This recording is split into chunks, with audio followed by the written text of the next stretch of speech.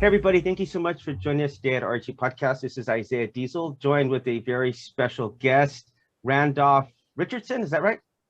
Yes. Yeah. You were just going on and on right now about if your sound, everything was good. And I was just telling you, I think you should be a Christian, but if you insist on being an atheist, you need to be a Canadian atheist, because Canadian atheists are the nicest people in the world. What do you think? Well, thank you very much. Actually, my co-host, one of them actually is from Canada. His name's Sid, aka Sid Vicious. But yeah, he's probably the nicest guy. And it's just like, oh, you probably shouldn't believe in God. Well, that's kind of going Irish there, but but go ahead. Sorry, I probably butchered that accent. You just kind of like do your thing, like extremely nice We have gentleman. all variety of accents here in Canada, so it's no problem for me. Yeah, so I just have this is not a debate channel. It's called Respect, Humility, Empathy. And what we try to do is try to see things from other people's perspectives. So I do have some questions about atheism and about what you do specifically. Sure. So you up for that? Oh, yeah. No All problem. Right. Well, before we get started, though, we usually do a friendly fire round where I'm just going to ask you some random questions. And you ready? I'm ready. Okay. Try to answer these as fast as possible. Okay, here we go. All right. Poutine or maple syrup? Poutine. Okay. Poutine. I like both, but I prefer poutine. Okay. All right.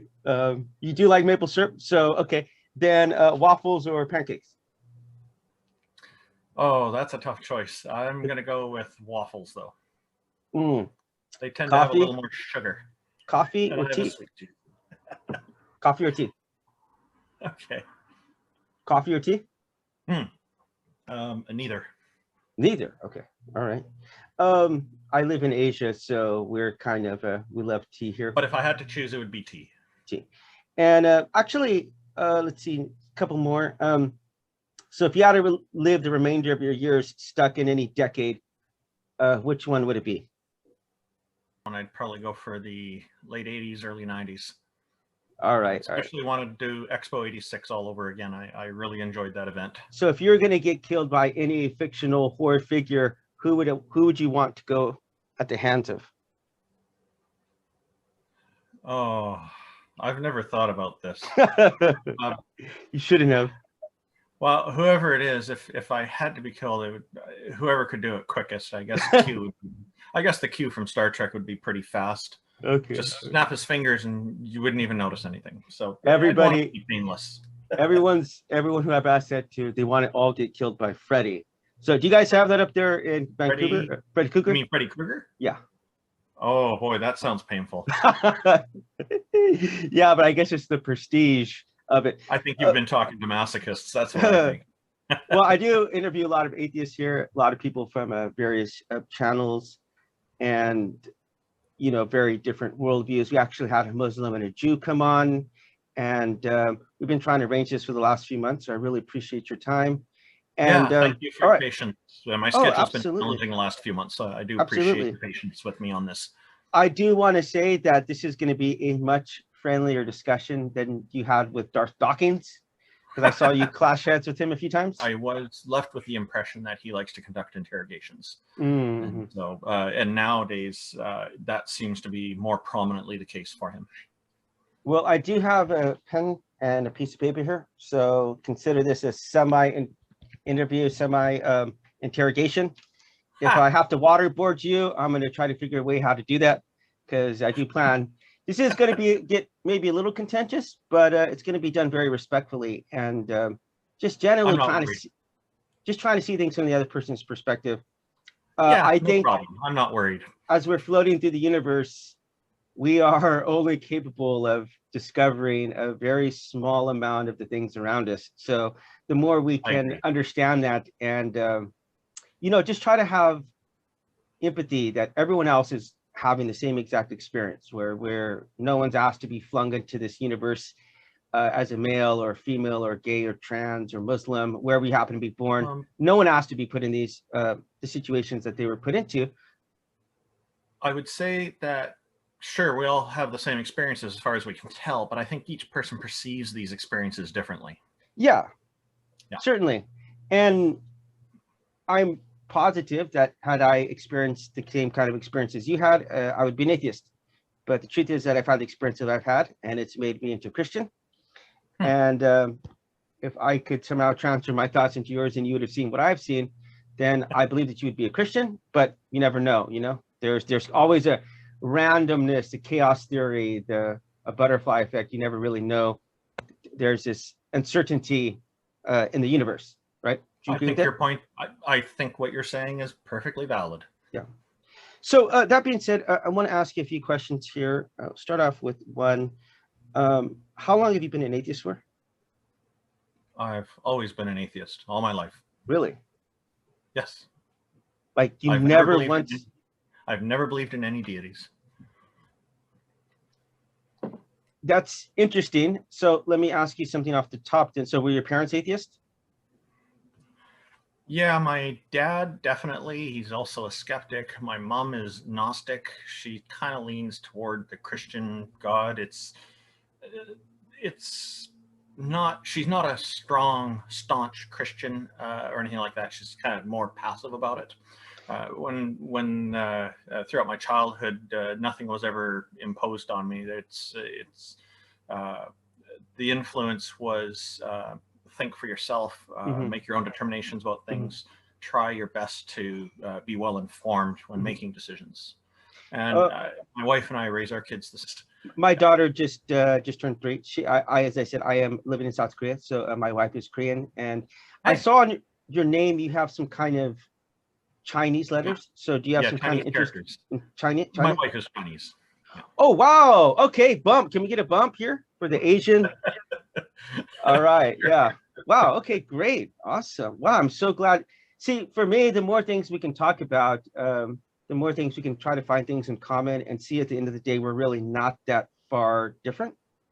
And so that's kind of been my I can think of lots of similarities I see right off the bat. We're both human beings. We're both on the same planet. That makes us both Tellarians. I'm not sure if you're familiar with the term Tellarian. It's a science fiction, for the audience, it's a science fiction term that means inhabitant of planet Earth. Are you a sci-fi geek? I enjoy it. I'm not really strong in that area, even though I am writing a science fiction story for decades now. I am obsessed with the sci-fi genre. I believe it is by far the best genre because it can transcend so many other genres. In fact, I believe it's probably the only genre that can actually do that. I agree. Look at Star Trek.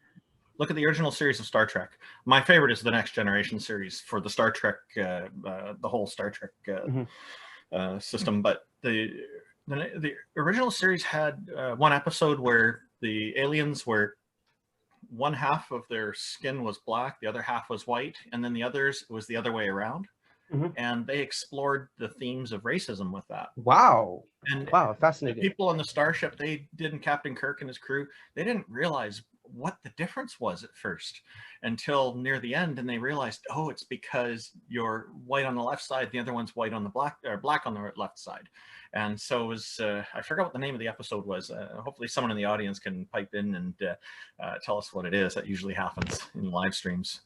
But it was a great episode because these guys were just so angry at each other just because the color was on the wrong side of their bodies. That's so interesting because...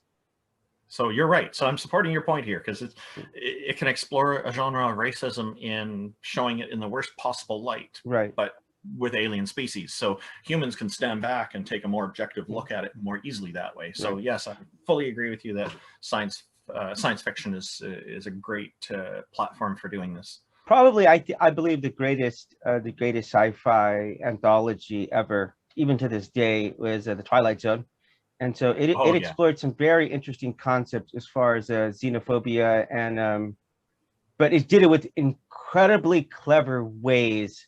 For example, using incorporating aliens, and then there was also this idea of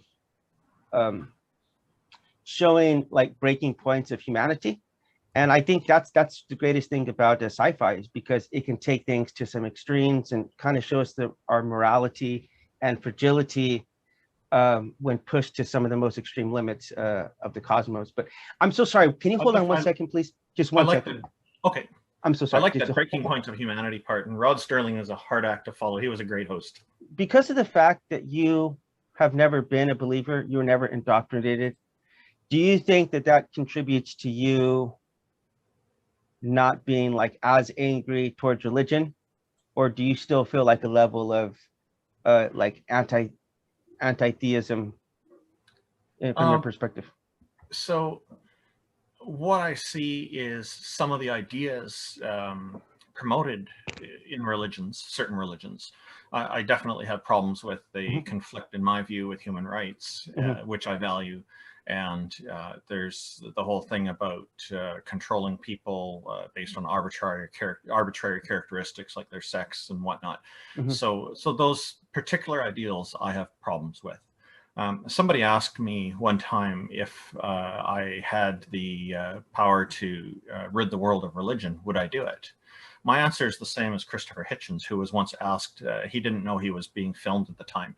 And that my answer is no, I wouldn't rid the world of it. And but Christopher Hitchens didn't get to elaborate on the reason why. I do have a reason for this, and that is that I am a proponent of freedom of expression, freedom of thought, and different freedoms. And I feel that censorship is a problem.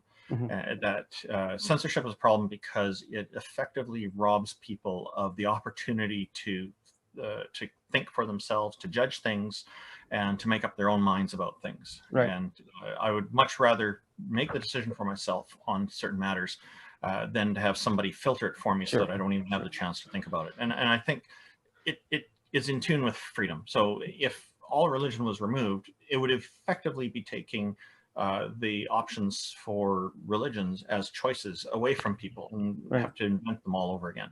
So of course I'm opposed to the idea of ridding the world of religions. Interesting.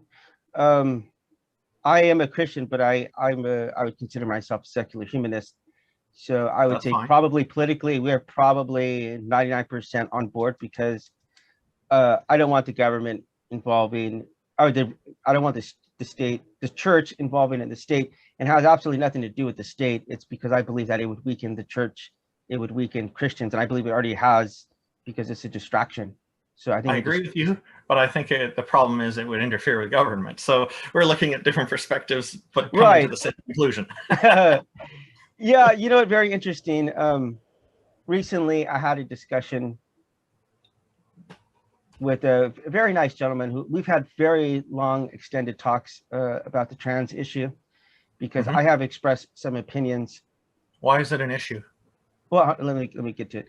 I've expressed some of my opinions online, and I was like labeled as a transphobe.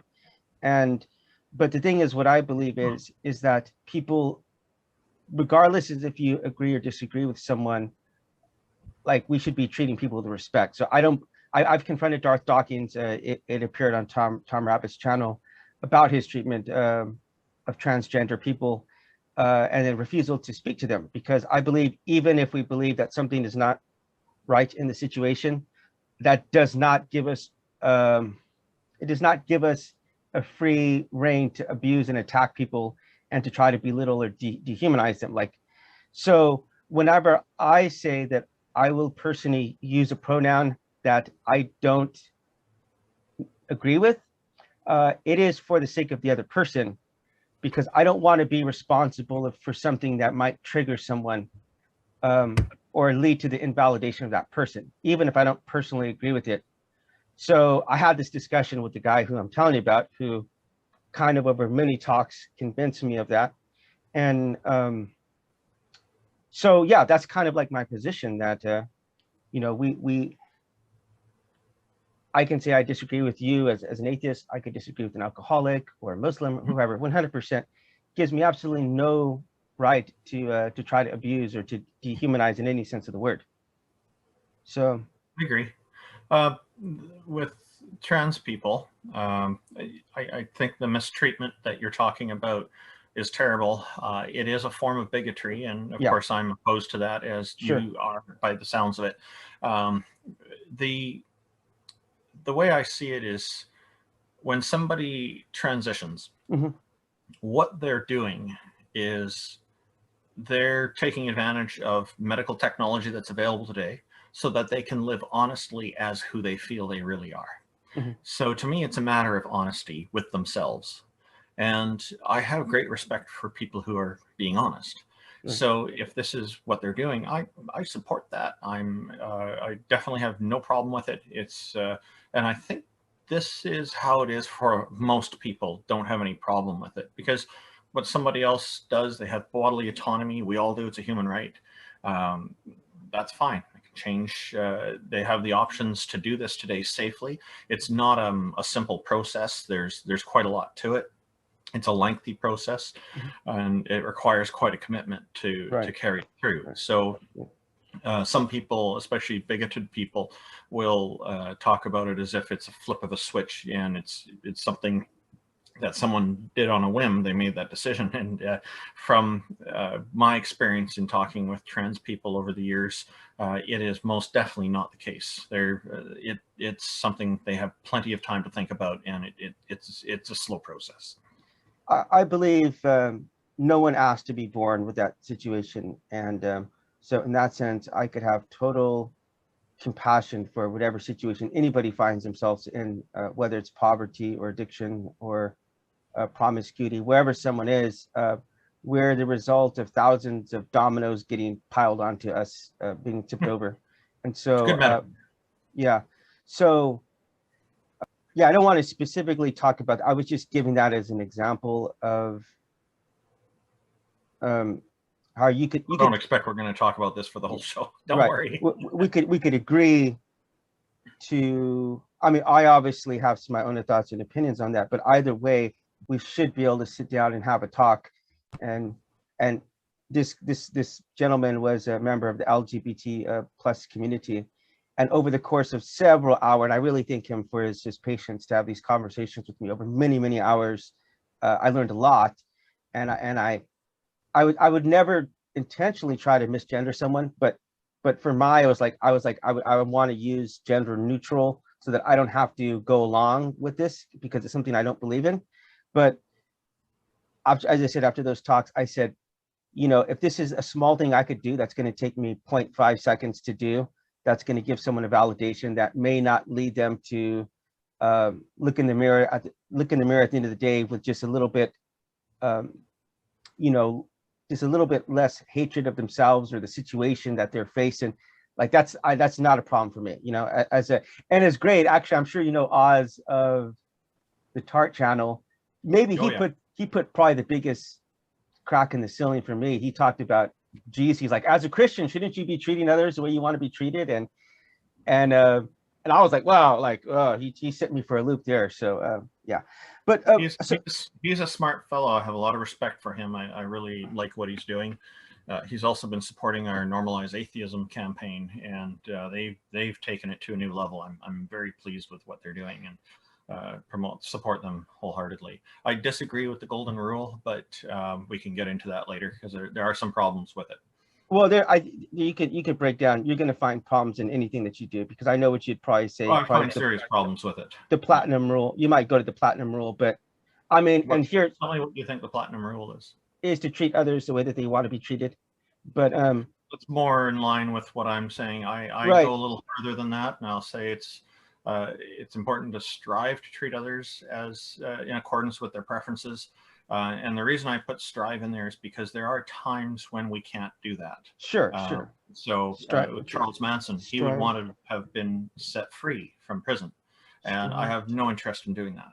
So you said strive to what? Strive to treat others in accordance with their preferences. Okay. See, and that's where it's very close to the platinum rule that you just stated. Yeah. The difference is the statement of intention there, because it leaves it open to be selective. Yeah. Well, because life's not black and white.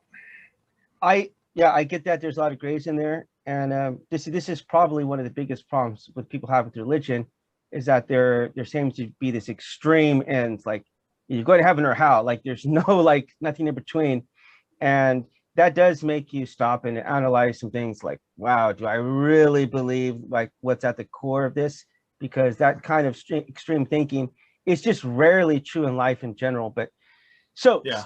But piggybacking off of what you said, this is where we could have an honest agreement to disagree on this point, because I don't believe that well, first of all, we could start this, that some people want to be abused and want to be they want to be in codependent, or they're just masochistic. Yeah, okay, there you go. Masochistic. They want to be in codependent relationships. And for me, no. A lot of masochists are not after codependency. Hold on. Just please don't interrupt here. That's like one of the rules, is just don't interrupt and don't go after people personally. Okay. So let me finish. I'm not going after you personally. No. I'm just saying those are just the general guidelines of the. Okay. Because now I got to backtrack to where I was going with this. Oh, okay. I see. So I could kind of throw people off. I didn't mean to. Okay. No, not a problem. Sorry about that. No. Don't. I do sometimes see. Sometimes it's delay, because you think someone's done and you come in. So it's. I live in Asia, so there's this big delay here. But okay. So some people want to be in codependent relationship or abusive relationships, such as like women who are suffering from battered woman syndrome, so because people don't always have the same level of self-respect or cognition, they could truly want to be treated in some very horrific manners, one. And then two, I mean, we'll just have to agree to disagree on this point, because in my perspective, in my experience, it does not seem as though going along with something like a transgender, to go along with transitioning and spending all the money and all the physical damage, pain that you might inflict onto yourself, or not being able to have children or lactate, or et cetera, it seems like you're doing a lot of harm to the person. Now, I understand that you might feel that you're supporting them, but in my opinion, it doesn't seem like that's a supportive thing to do. So I do want to transition to. But you're stating that we disagree, so I do need to respond. Sure. Earlier, you did indicate that you support human rights. Sure. This is, to me, seems like a matter of bodily autonomy. The person has a choice to do this. That's a human right. It sounds like you have an expectation that some limits should be imposed on bodily autonomy. No, I actually didn't say that at all. Okay. So that's it. That's an assumption. I said if you were to go along with it, let's say as your friend, or let's say like your child, for example, were to come to you. To me, in my opinion, the most compassionate thing to do would be to understand the situation. I've suffered from BID and body dysmorphia. I understand it 100%. So there's no judgment. There's no condemnation coming from this end. But to me, it seems rather than to put yourself through that, the more compassionate thing would be to try to get you to accept yourself for who you are, is what I'm going to say. Because people who do suffer from BID, they want to do things such as amputate their limbs or to live blind. And so they do go through some extreme things like putting bleach and stuff, Clorox in their eyes, so that it destroys their vision. So if someone were to come to you and say, hey, I just want to cut off my hands, and I just feel like I'll be better if both of my hands are gone, and you were to go along with that, I'm saying, in my opinion, from my perspective, you would be causing more damage. So going along with the platinum rule, you're going to find, in my opinion, some weak points in no matter where you go. But I do want to transition to something else here. This is where society standards become important, because if there's somebody who is being self-destructive, like physically hurting themselves, then that has to be dealt with. Transitioning does not seem to me to qualify as self-harm. I guess that's where we differ. Sure, and we could agree to disagree on that point. That's where I'm disagreeing, but carry on. What was that? I don't agree to disagree. I just happen to be disagreeing. Well, I mean, we can talk about that some more. I mean, but you want to move on from transitioning, and I'm okay if you want to transition away from transitioning. But we're not going to agree, obviously, because we have some very fundamental differences in worldviews, and that's actually what I want to talk about a little bit more. Sure. Is how would you define atheism? Because this is a little bit of a weird word, especially these days. So, what was that? How would I? It's actually, to me, it's pretty clear. Atheism is a classification of those who don't believe in any deities. You know, a deity is a goddess or a god. It is polysemous. The most common understanding is what I just specified. Some people take it further to include the anti-theistic point of view that there are no deities. And that does come up sometimes. The majority of atheists I deal with are just fine with that. Every variant of the definition I find does include not believing in deities. So I'm going with that fundamental baseline. Sorry, what was the poly what? Polysemous. P-O-L-Y-S-E. Man, you use some really weird words I've never heard before. So if you look up polysemy, P-O-L-Y-S-E-M-Y, that basically means that a word that's polysemous has multiple related meanings. Okay, I got it. There's been many times. I normally have atheist co-hosts right now, but Sid, as I told you, he's been really, really sick, so he hasn't been able to bring a few new words here today. There you go. Solarian, polysemous. Yeah, there you go. Good. Okay, it's not a denial. In your opinion, it's not a denial. Oh no, I'm not excluding it. That's why I pointed out it's polysemous. There are people who use it that way, and that I don't see that as invalid. It's just not my preference. And those who hold the belief position, there are no deities, as a consequence, automatically they qualify for not believing in deities, because that's just how it goes. Well, so of course they fit the classification. I at least appreciate and respect the fact that you said people who don't believe in deities, because saying you have a lack of belief in something is the weirdest phrasing, and no one in any other context would use that kind of speech. So I at least appreciate the directness of that. The word lack does carry some implications sometimes. The biggest implication that I encounter is that lack implies that there's something normal that's missing. And that's why I steer away from the word lack, because there are some people who see it that way. Not everybody, but some. Yeah, that's actually not even close to my objection. That's not close to my objection. It's because no one in any other circumstance, like let's say if I said, do you believe in magical flying unicorns or whatever? And I said, I would just tell you, I do not believe that those things exist. Now, could I be wrong? I mean, I would have to be an agnostic, a unicornist, if I'm going to be honest. I don't believe that to be the case, but I wouldn't say I lack a belief in that. So because agnosticism is an epistemological question. It's about knowing or knowledge, or not knowing, not having knowledge. Right. Whereas atheism is about not believing. So there's a fine difference. Okay, hold on. Okay, so atheism. I'm glad you said. I've never actually heard anyone say that specifically. So theism is a belief in one or more deities. You've got monotheism is belief in just one, and polytheism, belief in multiple. And then atheism, the A meaning absence, or non, or a prefix are both the same. They're synonymous. So non-belief or non-theism or atheism are exactly the same thing. Then you have in a separate column, you have agnosticism.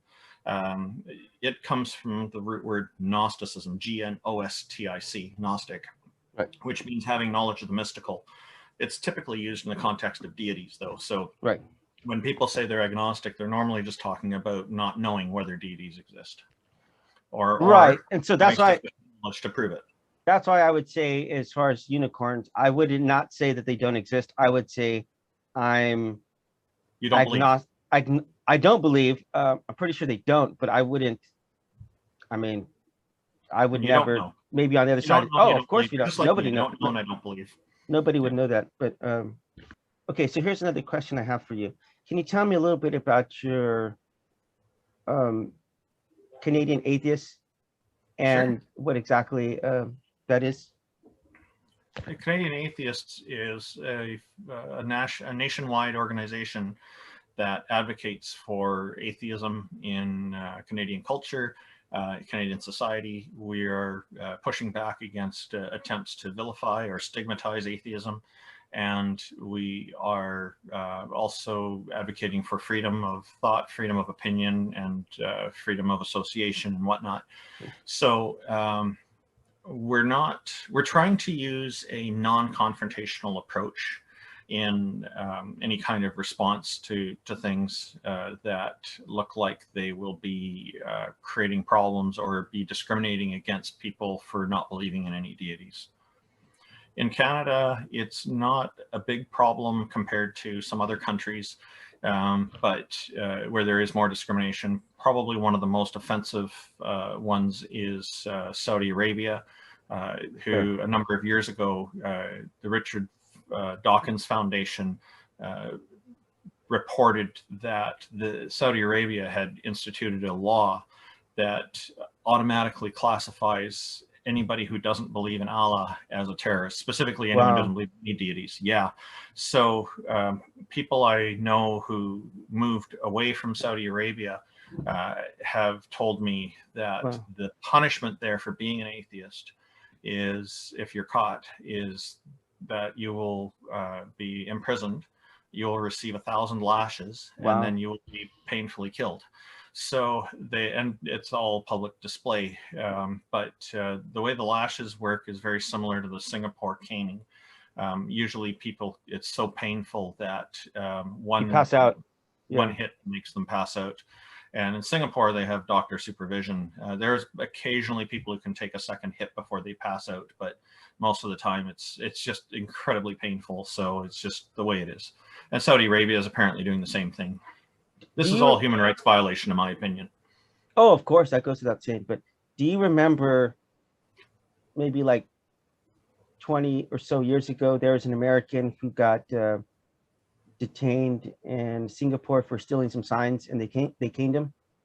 Oh, there was a teenager. Yes. Bill Clinton tried to get him off, and what he described was that it wasn't just some dude standing there with like a bamboo cane, like just like hitting you.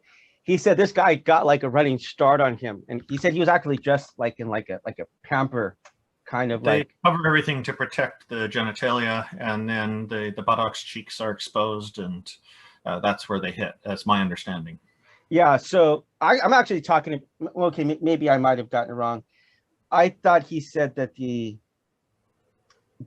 guy who hit him was dressed like that, kind of like, I don't know if it's kung fu or whatever. It's like, in addition to just getting caned, you got some like kung fu masters doing this to you.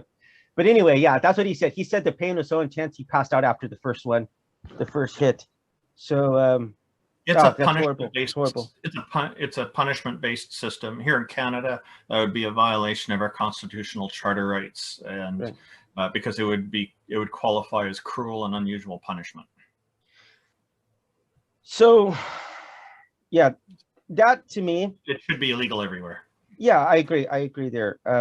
But to me, it's not like I'm totally against corporal punishment in one sense, but to me, for punishing someone for disbelief, like, you cannot believe in something unless you're actually convinced of it. Okay, so I've been convinced of God.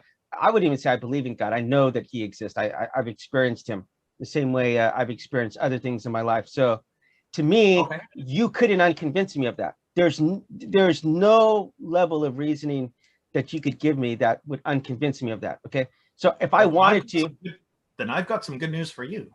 I'm not here to try to unconvince people. And Canadian Atheist is not trying to deconvert people. Good. Okay, yeah, there's actually something else I wanted to ask you, but I'm glad that you gave me kind of like what you're trying to do with this, the freedom of thought and the lack of destigmatizing. That's actually something we're doing with the channel, because I normally have atheist co-hosts, and one of the things that we're trying to do is humanize Christians to atheists, but also the other way around, because there's just some pretty bad stereotypes about atheists, and I don't agree with. There's like this idea that, well, if you're an atheist, you just automatically are going to be like a nihilist, or against some. Not necessarily. Yeah. Well, I'm just saying, as a Christian, I'm telling you as a Christian what Christians believe. No, I'm agreeing with you. But you're right. Yeah. These stereotypes do float around, and they're very often wrong.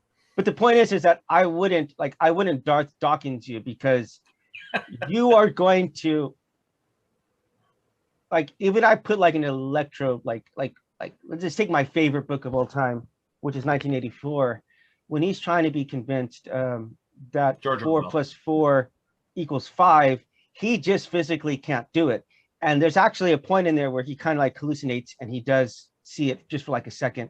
but that they're trying to project this belief onto him. So for me, if I'm trying to beat you to death with whatever I believe, it's like that to me, I'm going to do more damage in the long run.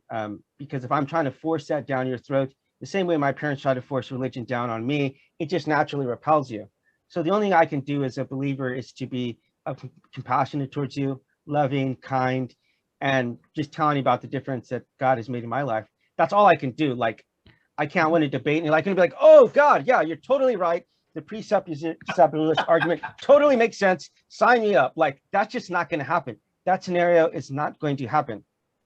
So then I wonder, like, okay, people like Darth, what is your actual intent? And actually, just so you know, about 2 hours ago, I'm not sure, did you see what happened? I've been away from the computer, so really glad that we're connecting right now, because he just what happened? Well, he just kind of like exposed me as like being like a prolonged like troll, because I've been kind of like pretending to be like a fanboy. Yeah, well, the thing is like, I believe you are 100% wrong in your beliefs, Randolph. I'll just be completely honest in that, and that's my opinion. But the thing is, as I've said, like, treating you with disrespect is just going to make you go even further. It's going to make you like, if I block you, why would I want to mute someone like you? Like, I want to have conversations with people like you. I want to have conversations with transgender people, with LGBT. I don't want to attack them. I don't want to assault them. So I've confronted him on this multiple times, and it kind of just came to a head point today where he blocked me. But it came on Tom Rabbit's channel. You know Tom Rabbit? Hey, yeah, I like actually, he's been on. I like him. I've spoken with him a few times. He seems very pleasant. Yeah, but I've been on there. Darth was calling a transgender person a tranny and refusing to talk to them, and I said, Darth, like first of all, that's a derogatory word they consider, okay? But second of all, if you believe they have all of these mental ailments and something wrong with them, that's all the more reason why you need to be talking with them and treating them with compassion and care. So I don't see, like, if you're just trying to do that and you're using these presuppositionalist arguments, it doesn't seem like you really care one way or the other. Like, you are just doing it for yourself, in my opinion. And it's not to try to actually woo anybody from atheism, but that's my own personal opinion. So I do. Okay. So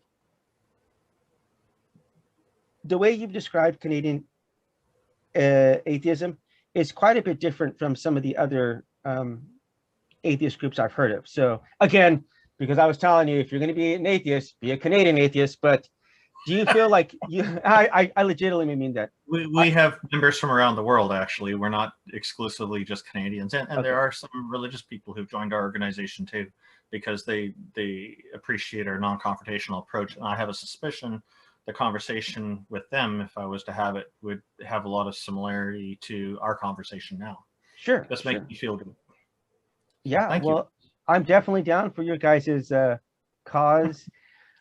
I think if we're going to work for a better future for our kids, we got to do something about the way we speak to each other, because what happened in America right before Trump, during Trump, up until the inauguration, I called that like years ago. I said, we cannot continue to keep debasing and dehumanizing each other and showing this level of disrespect and not think it's not going to have some real world consequences. So I'm kind of someone who gets it from both sides, because as a Christian who's like compassionate towards the LGBT community, they get upset with me because I'm not like 100% affirming.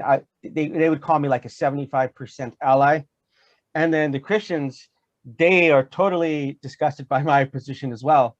So it's like, I'm kind of just in between the road. I'm like, guys, we just need to sit down and talk about some things. And even if we agree to disagree, like, have respect for each other. So what are there are LGBTQ plus churches here in Canada. Really? And in the Vancouver area, during the Pride parades, I've seen a few of these church groups where the pastor's wearing their long cloak. It's like what the Pope wears. What's that dress, not a dress, but what it's called, but the robe. Yeah, they have the robe, and down the front there's a bunch of stripes to make up a rainbow, and then the rest of it's white all the way around. Interesting. Actually, looked very colorful. Looked quite pretty. The get up. I thought, wow, these people are really into it. That's a bit too extreme for me, but I will say when I was in Bible college, I did have a gay rights flag on my in my college dorm, and I went to school in Missouri, which is not at all liberal place. I'm from California, so it freaked people out in that college campus, and the gay students there, they naturally gravitated towards me, and they of course had to be totally in fear in the closet. And a lot of these guys I know now are like living a full out homosexual lifestyle in marriages and so on. And my own opinion is that if they would have came out and just been like, this is what I'm struggling with, they wouldn't have gone through the turmoil that they went through at that school. I mean, one of the guys tried to commit suicide there, just being unable to accept himself, and afterwards the school just like kicked him out. And it was like, man, this just seems would have been the right place around a bunch of Christians that we could say, look, we understand where you're at, and we're going to meet you where you're at, rather than trying to attack you. And that's just where I'm at with the way that I believe. This is one of the problems with stigmatization. When there's a stigma against it, then the lack of support in society becomes a problem. So people feel a lot of pressure, and they have to keep it inside, and they don't feel safe talking about it with others. Right. And it's the opposite of being therapeutic. It's extremely destructive to societies. It's how you destroy a society from within is by supporting bigotry. Right. Yeah, and I would say we're definitely allies in that sense. I do not agree with Islam, but we did a podcast with a Jew and a Muslim on. I call it a Jew and a Muslim, and we had a very respectful conversation. And I've actually went into Palestine and stayed at a mosque for like a week. These people are the nicest, most gentle, accommodating people I've ever met in my life, and I say that with a total straight face as a Christian. I got so much better treatment with Muslims than I did amongst Christians in college and growing up inside of a church. So my experience with people, whether atheist or theist of any religion, is the vast majority of people are nice. It's easy to find nice people. So you can go to a mosque, you can go to a temple, you can go to a synagogue, you can go to church, or you can go to a science fair, or you can go to anything, any kind of event or a regular gathering of people. And I think you'll likely find in almost every case that the majority of people there are nice people with good intentions. And we're just naturally social as human beings. So this comes out in whatever context we're in. So I'm not at all surprised that you met lots of nice people in mosques and elsewhere. So again, we'll get back to this point. I want to, because this is a big part of what I do here, but I just want to emphasize, we're all being plugged into the universe. Mysteries abound us. On our best days, we know 1% of what there is to know in the universe. And there's what? We know that much? 1%? Wow. that you are more optimistic than me, my friend. I said on our best days. Collectively, if we put all of our knowledge together, would still only equal maybe half of the knowledge that's out there. We put together all of humanity's knowledge, because there's so much about the past that we just wouldn't know. We can try to put together some things with history, but there's some stuff that's huge mysteries. And also there's the quantum level. There's some really big mysteries out there. There's as far as cosmology, maybe questions we might not ever know, if we're to be honest. And so just as we're here, I just say, let's try to help each other along the way. And maybe in 5 years, I might be in a totally different place, and I might need you to talk to me or share one thing that I can learn from you. Door's always open. Just contact me. It's no problem. Sure. There is a huge population. I don't know, maybe not huge. Maybe I shouldn't even say that, but there's a significant population of the atheist community that feels a need to belittle and attack religious people. In your opinion? I find that there is, on certain social networks, there's a lot more of that, depending which circles of people you're connected with, if you're hanging out with. On Twitter, I do find that there's a bit of that, quite a bit of that going on. It's not uncommon. And when I stand back and look at it from a distance, I see that the same kind of toxicity is being dished out by religious people as well. So I think it's more, sorry? It's reactionary? In many cases it is. There's some out there who are just looking for a fight. They go and make postings that say a particular group is really bad. There were some polytheists a few years ago who, or a year or so ago, who posted, well, this one person posted that atheism is inherently racist. And what? so I pushed back on that in the gentle way that I normally do. And then a number of polytheists started chiming in and attacking me. And by the end of it, they're making all kinds of crazy accusations about me and telling me that I'm a white racist colonialist, wow. which is in itself a racist statement. That's ironic. Yeah, it's rather contradictory, their effort, I find. One of them finally told me to eat feces, so I ended up just blocking a lot of them because, you know, with people like this, there's certainly sometimes you just can't get anywhere with some of them. I don't like blocking people. I currently have, I think, about 7 or 8 people blocked on Twitter, and that's it. I know a lot of people who block a lot more. I'm quite forgiving. You have to reach pretty high, a high level of toxicity before I'm going to block you. Yeah, I've actually interviewed another guy by the name of Captain Dadpool. Are you familiar with him? He's a really nice guy. Please say hi to him for me. He's on Oz's network, and he told me that he gets more hate from his fellow atheists than he does from Christians, because they feel like if he is an atheist, he should have X, Y, and Z positions. And so if you present something that's different, so for example, with Richard Dawkins, I'm sorry, where he gets his namesake, Richard Dawkins and T Trump recently made some, I don't know if T-Jump. Tom Jump, yeah. Jump, okay. Tom Jump.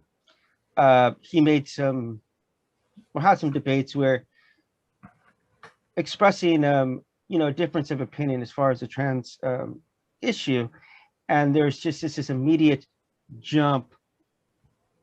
There's immediate jump, pardon the pun, to go right into that you're transphobic or you have hateful language when you're just expressing something that is a bit of a concern for you. You know, as a father, some of these things cause me some, as father of a daughter, some of these things are a little bit uncomfortable. And so, but if we can't have the conversations and we're just going to gaslight each other, I don't see how we're going to move forward as a species.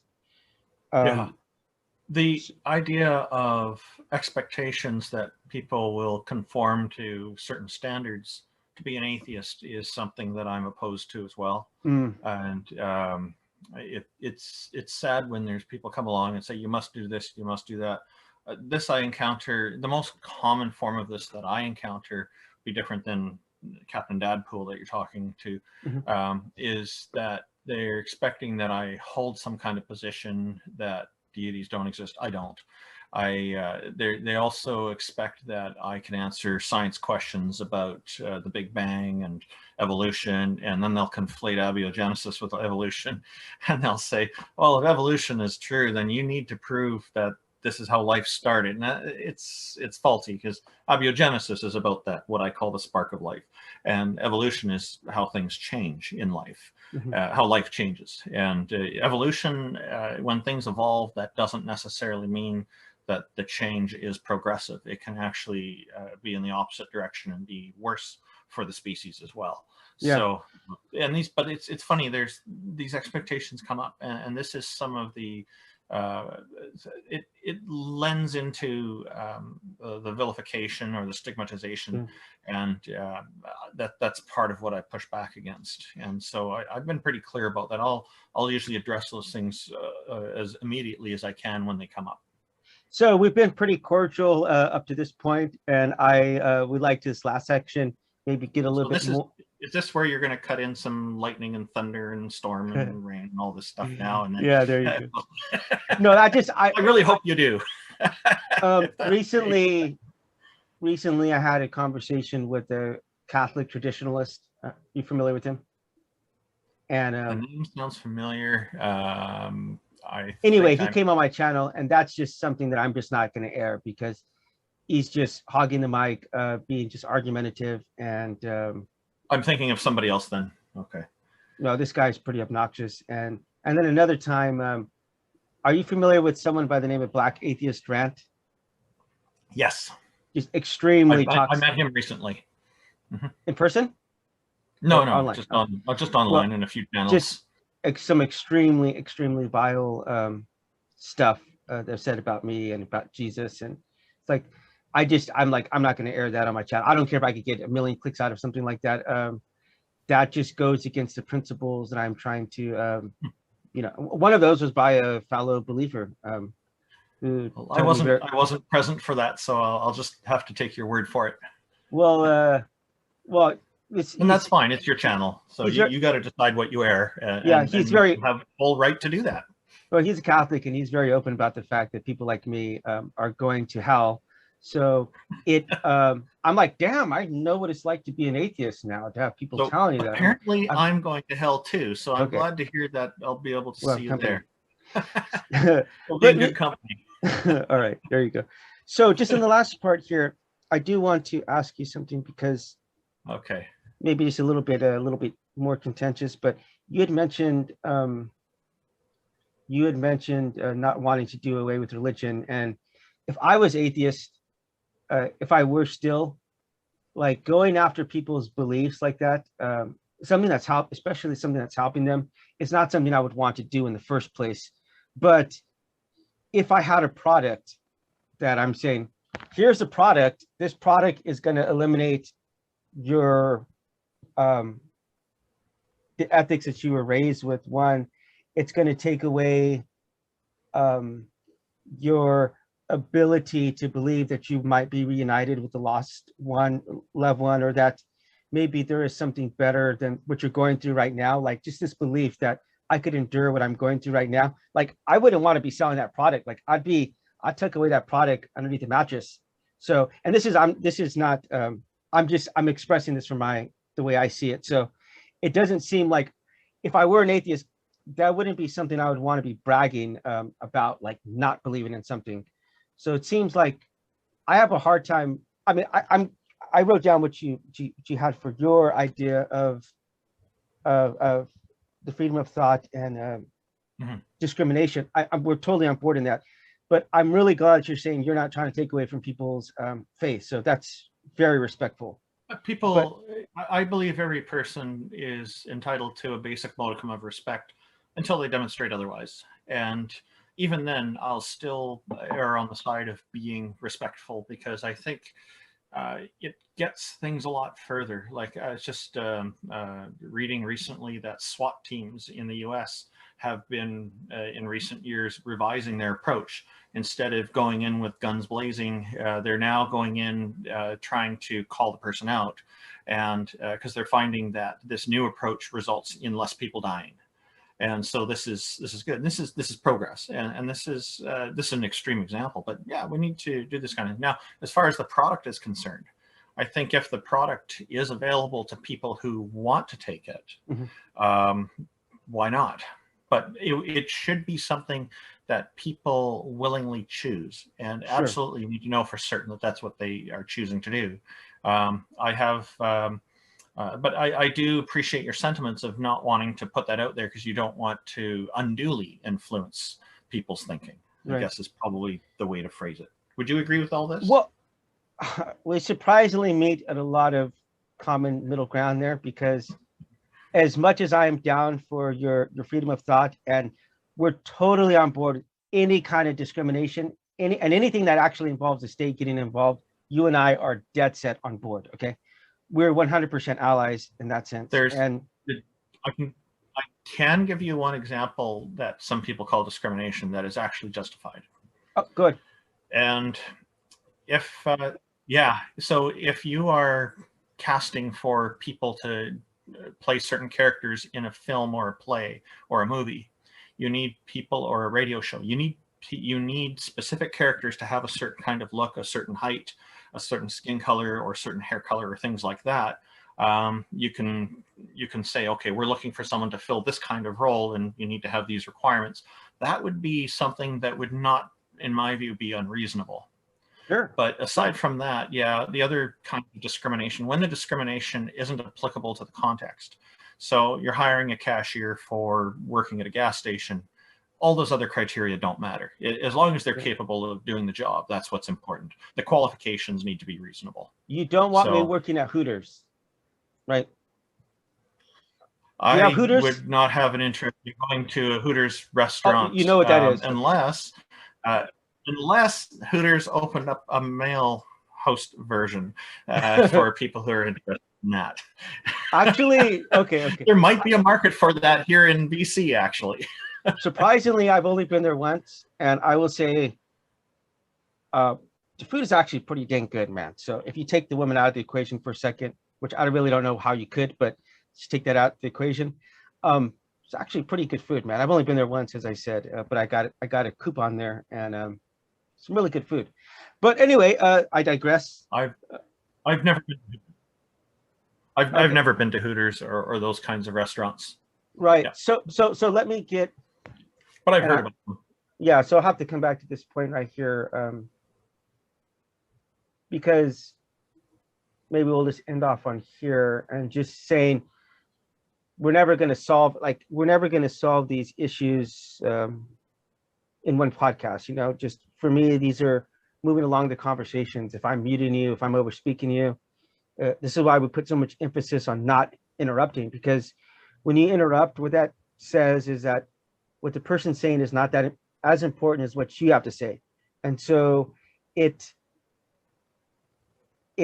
doesn't go a long way as far as building rapport, in my opinion. So I say, let's let the person finish and then come right in after if you want to contradict that, or really just take a second to try to like, I need to process that, because what happens in debates is that there isn't even trying to figure out if what this person is actually saying is valid. It's how can I refute that? And it's like, if you're in a war, you want to win the war. You want to capture that flag. You want to outkill the other person.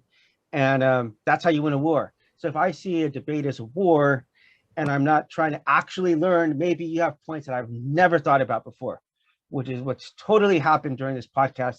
People have said stuff that I would have never have thought about. And so for that, I really appreciate having different perspectives. Your thoughts on that? I found this to be a great conversation so far, and I still have more time if you wanted to talk a little bit more. I'm totally game for it. Let's start here. In your opinion, who do you think could or would be more racist, an atheist or a believer? I don't have an answer that specifically puts either one of them out. I know somebody who left a group a number of years ago that is a white supremacist group that has no religion, no belief in deities. They are completely atheistic. And I know of religious people, there's groups like the KKK that are Christian. So, you know, it boils down to the individual people and the groups of people who are involved in it, what their own things are. There's nothing in atheism that says that you should or should not be racist, because there's really literally nothing to it, as I say. Yeah. But here's where I might disagree with you on that point, because some religions may be inherently racist. So in that case, you have a valid point. Well, okay. First of all, I agree with you there. One. So first of all, it depends on the religion. If we want to talk very specifically about Christianity, at least there's a mandate. It's dictated to you to have the respect, to have, it says very specifically, in fact, that like there's no longer any Greek or woman or female or male or Scythian or Gentile, like we're just one before God. So you don't really have that level of mandate inside of atheism, as you said, one. But if you do believe in evolution, so you do believe we came about by evolutionary means, you can understand why someone like Hitler might say something like, just given where we are right now, the Aryan people are a higher evolved species, and or like the Australians who said the same exact thing about the Aboriginals, or the colonist people like Belgium, like in Belgium, King Leopold going to Congo and saying these people are just a few steps up from monkeys, so we are clearly above them. So I'm not saying, brother, I'm not saying I believe that atheists are more racist people, because I don't believe it.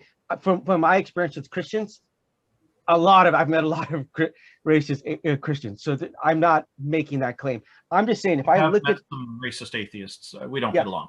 If I just look at it objectively, it seems like there's at least a foundation for non-racism. And then there's also a foundation of potential. I'm not saying that atheists are going to be racist as a result of that, but if that's what you actually believe, that we've evolved to here, I could totally understand the slippery slope you could get on to make that that end game. What are your thoughts on that? I think I disagree that to quite an extent. Like the idea that it's an idea that goes out there. There's some people promoting this idea that people are inherently racist.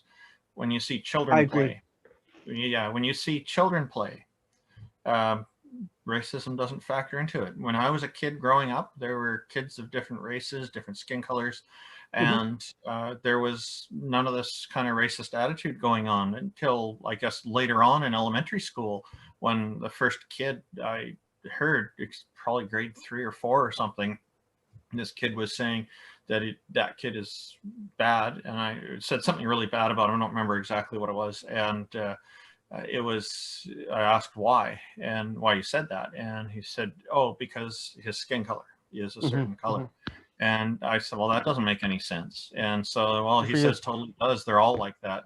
They all. And so before that, I was used to seeing Sesame Street as a younger child, where they showed people of different ethnic backgrounds and skin colors all playing together, and everybody's just normally having a good time. They didn't even talk about racism on that show. They just showed people together in a cosmopolitan kind of style. And so I grew up expecting that to be the norm. And so I think that this is kind of an approach we should use in society.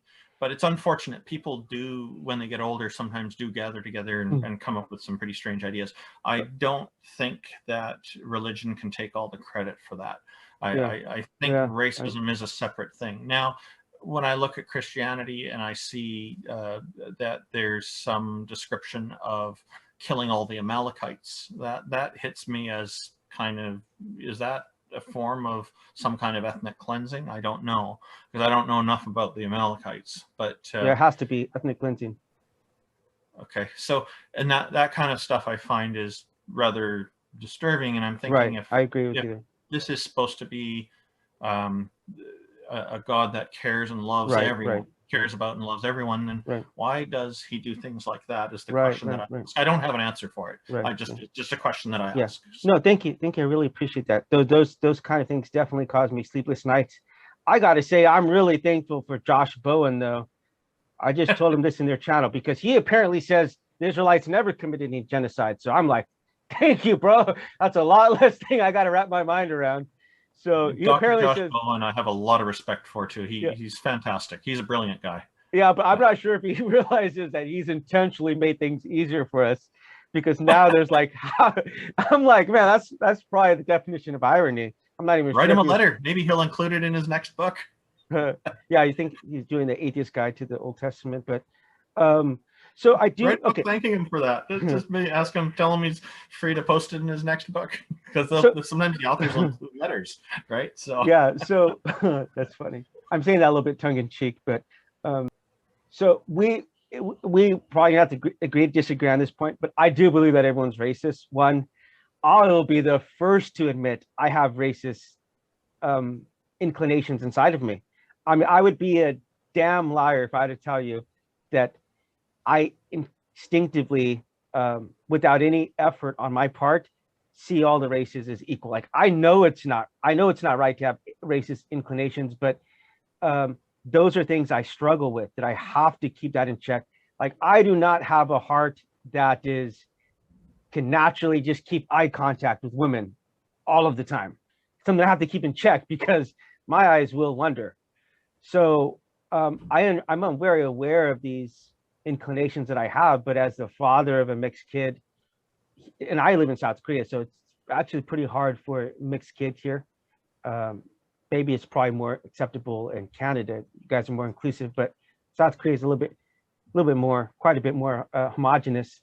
So I don't want my daughter being treated like that. And so by virtue of having a mixed daughter, if nothing else, I want people to treat my daughter the way that I will treat everyone else, you know, and I don't always do that. And it's something I strive for every day. And something I'm trying to get better for. Unfortunately, I don't think you'll get your wish, because there are some really good people out there and some really bad people. Mm-hmm. So best thing I would say as a parent to parent is prepare your child to understand that in the world there are some really nasty people out there who have some really bad intentions. Do it when it's age appropriate, though.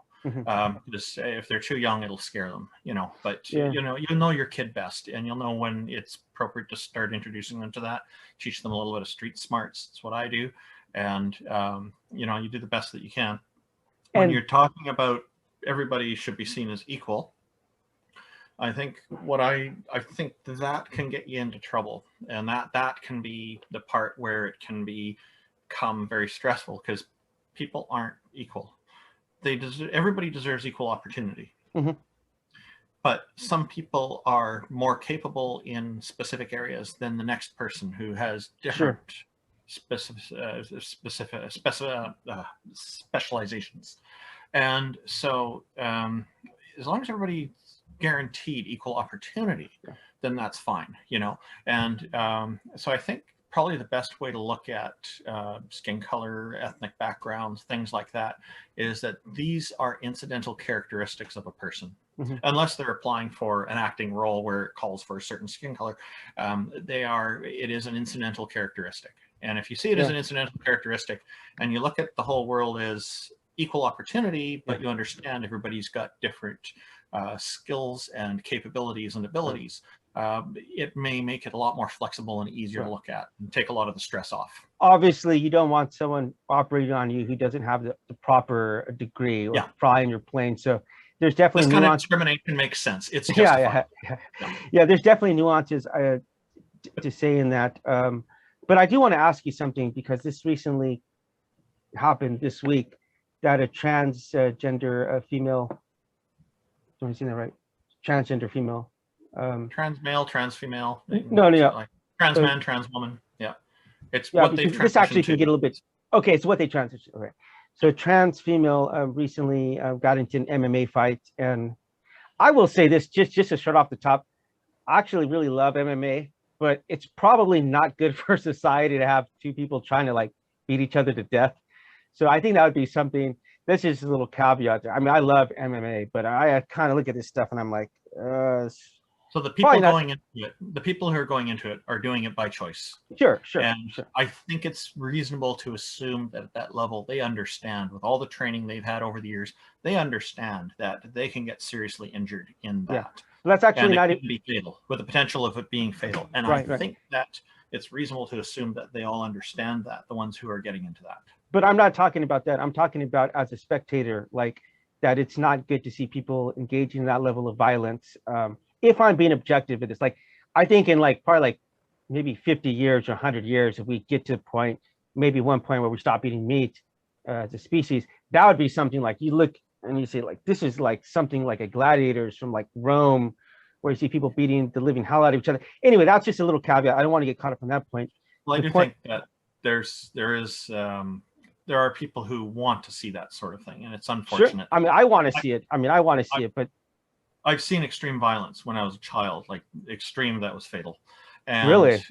Yeah, and it's I do agree that I think that children shouldn't be exposed to it, because it can really create a lot of issues for them in their life when they're growing up. It can interfere with their natural development throughout their childhood, intellectual development and mental development, psychological things. So maybe there's no correlation here, but in South Korea, they edit a lot of that freaking violence out of movies. And I mean, I hate to say this, but I'm actually a WWF or WWE wrestling fan.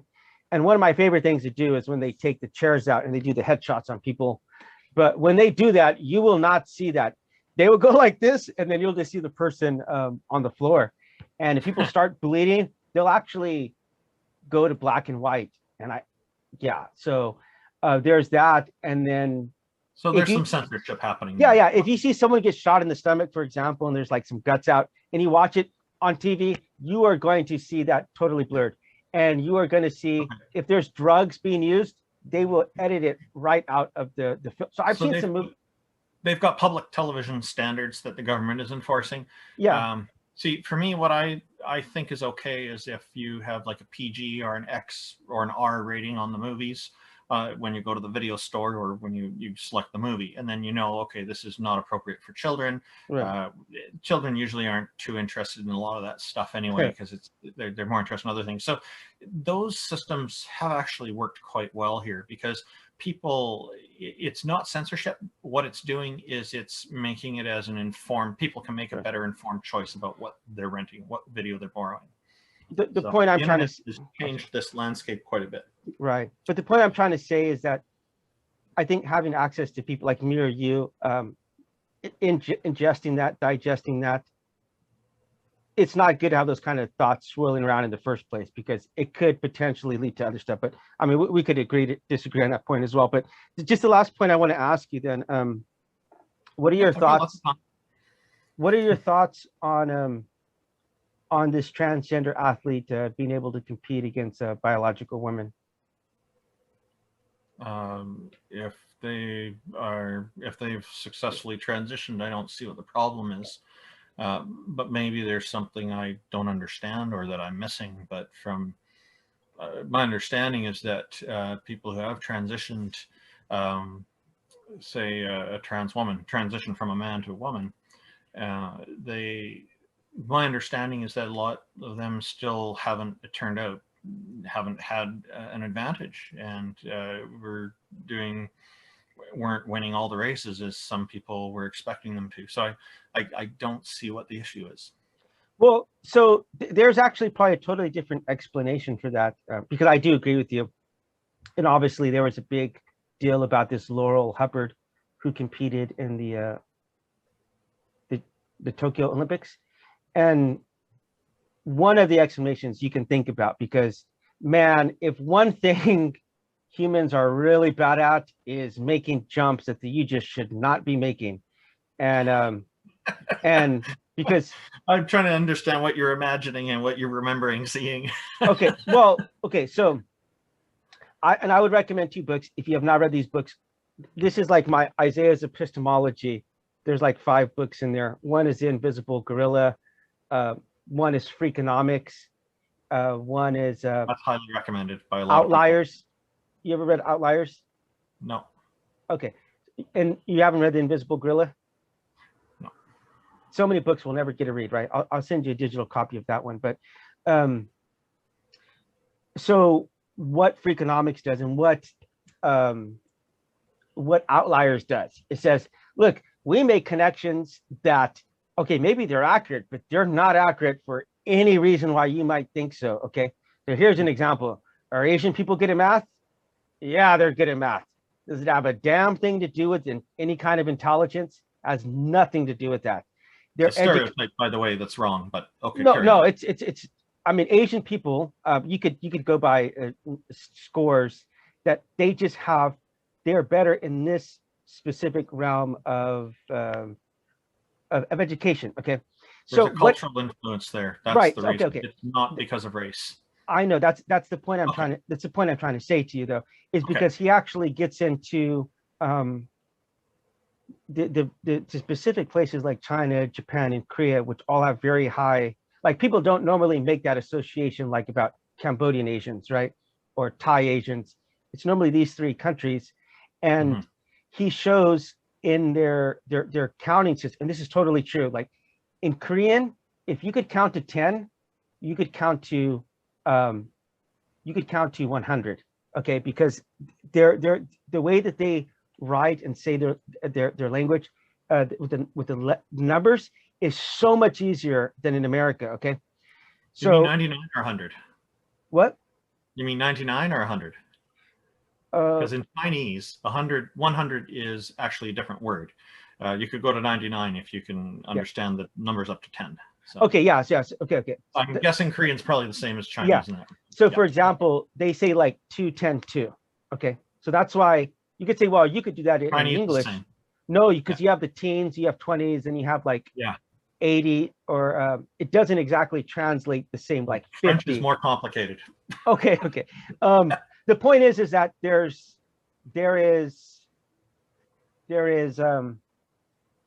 there's explanations, and Freakonomics does this very well, that are probably maybe totally different than what you might actually think. So you're totally right. We have not seen transgender women come in and dominate the sports. Part of that is because there's still a lot of stigma behind it. So once you remove the stigma and more people are transitioning, that's not even questionable whether or not, if you look at these MMA fights, there's no way, if you look at Fallon Fox, there's no way a woman, actually she did get beat once. She actually, so, but you take a, the point is that, the point is they can inflict some serious damage onto women. So that's kind of like the bigger point, is that if, let's say in 50 years, more people are allowed to transition, I mean, that's my fear, is that you're going to have a team with 80% transgender people and 20% biological. And it's not that I want to discriminate, but it's like one solution I heard, that maybe if they compete in the Olympics, that they'll still get some kind of medals or whatever, but they might have like just a separate classification for, like, the biological women can still get gold, silver, or medal, gold, bronze, or silver. So that way both sides are being accommodated, because I think both sides just want everything their way. And this is like, I'm kind of a middle of the road kind of guy. So it's like, okay, like, I understand you'll want to be discriminated against, but in my opinion, if you were to put a biological woman against, say my daughter got into a boxing match, I would not want her to compete against a biological male who has transitioned, because I fear for my daughter's safety. And so it really comes down to that. It has nothing to do with wanting to. Then you don't understand how the transitioning part works, and I think you need to research it more. Well, I've done a bit of research myself, but I'm saying I don't want that. If you want your daughter to compete, then we'll just have to shake hands and agree to disagree on that point. But I'm saying I just would like to see safe neutral spots. Like, for example, in South Korea, the beginning of most bathrooms, they have like a unisex stalls, which are primarily used for disabled people. But that would be something that maybe if we had like a neutral transgender, not even transgender, but just neutral stalls where people could use. That way, no one's being put into situations that's going to make them uncomfortable. Trying to divide people who've transitioned is only denying that they've transitioned, and I think that's unfair. It's unfortunate that people still want to do that. That makes me feel sad, because it's a kind of like a refusal to acknowledge and accept them for who they are, and who they've made an effort to live honestly as who they feel they really are. So yeah, I know some people who would probably be happy to talk with you about these things if you wanted to at some point. I'm happy to introduce you, because I think there's a lot of misconceptions that need to be cleared up. I agree with you, and as I said, I've had lots of talks with someone from the LGBT community who's introduced me to lots of thoughts that I've never, but I think most Christians aren't willing to take the time to sit down and have the conversations, long conversations with people like that. And so one of the things that he's done, which has been really good, is kind of understand, first of all, just a level of ignorance on my part, because 7 years ago, when I moved back to America, I heard a Christian comedian make this joke. Like, he said he saw like a guy riding around women's bike, and he goes, whenever I was growing up, we had boys' bikes and we had women's bikes. And then he's like, well, when I was growing up, we had boys and we had women's, and like everyone started laughing. And I was like, I literally did not even get the joke because it's like not an issue here in South Korea. And if it is, it's a very small amount of minority. And so you just don't see a lot of it in the mainstream. So, I mean, 7 years ago, I was totally ignorant because I had lived so long in Asia. So yeah, these were common in the 1970s and 80s. These bicycles, the boys' bikes had the frame that went right from the seat to the handlebars, straight horizontal across. But the women's bikes, they would dip down, and so that way it would accommodate women wearing dresses. On the bicycle. So things have changed now. Oh, I get that. Now they started designing the frames differently, and I think this whole notion of girls and boys frames has completely gone out the window, which I have no problem with. But the point is though with that is one, I'm totally against trying to use comedy or stereotypes at people's expense like that, especially a protected class who's very much so already in a vulnerable position. Okay, to just start there. They have very high suicide rates. So for that sense, we have to have utmost care and respect with dealing with these people because they're suffering from dysmorphia and they're suffering from depression and anxiety about going out in public to being who they are. And I've got that because I've experienced that myself. So if you've experienced something like that, you're much more likely to be compassionate, empathetic towards people like that in the first place. But so yeah, so I'm against that. But there was just a huge level of ignorance on my part. So again, having these conversations and not feeling the need to get labeled as a transphobe or as no, I don't think you are. I just think that there's more to learn, and I have total respect for you for saying that, considering the possibility of a lack of some knowledge there. So as you called ignorance, and Sure. So I'm trying to phrase it as nicely as I can here. Well, we're all ignorant. Yeah, and I think that this is important, that there's always more to learn. And that's one of the wonderful things about life. And the fact that you're open to that is such an important thing. It's a high quality characteristic. Yes, well, I've been wrong more times than I've been right. And if I were to take a look at the Bible, I'm using my Bible as a mouse pad thing. It's probably a little bit sacrilegious, but at least I'm not propping up. No, you're making it more useful. This is better than collecting dust, man. So. Oh man.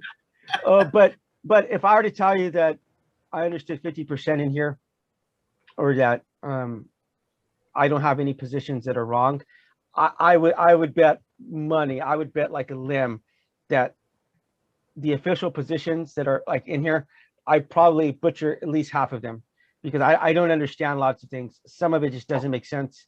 Some of it just seems impossible.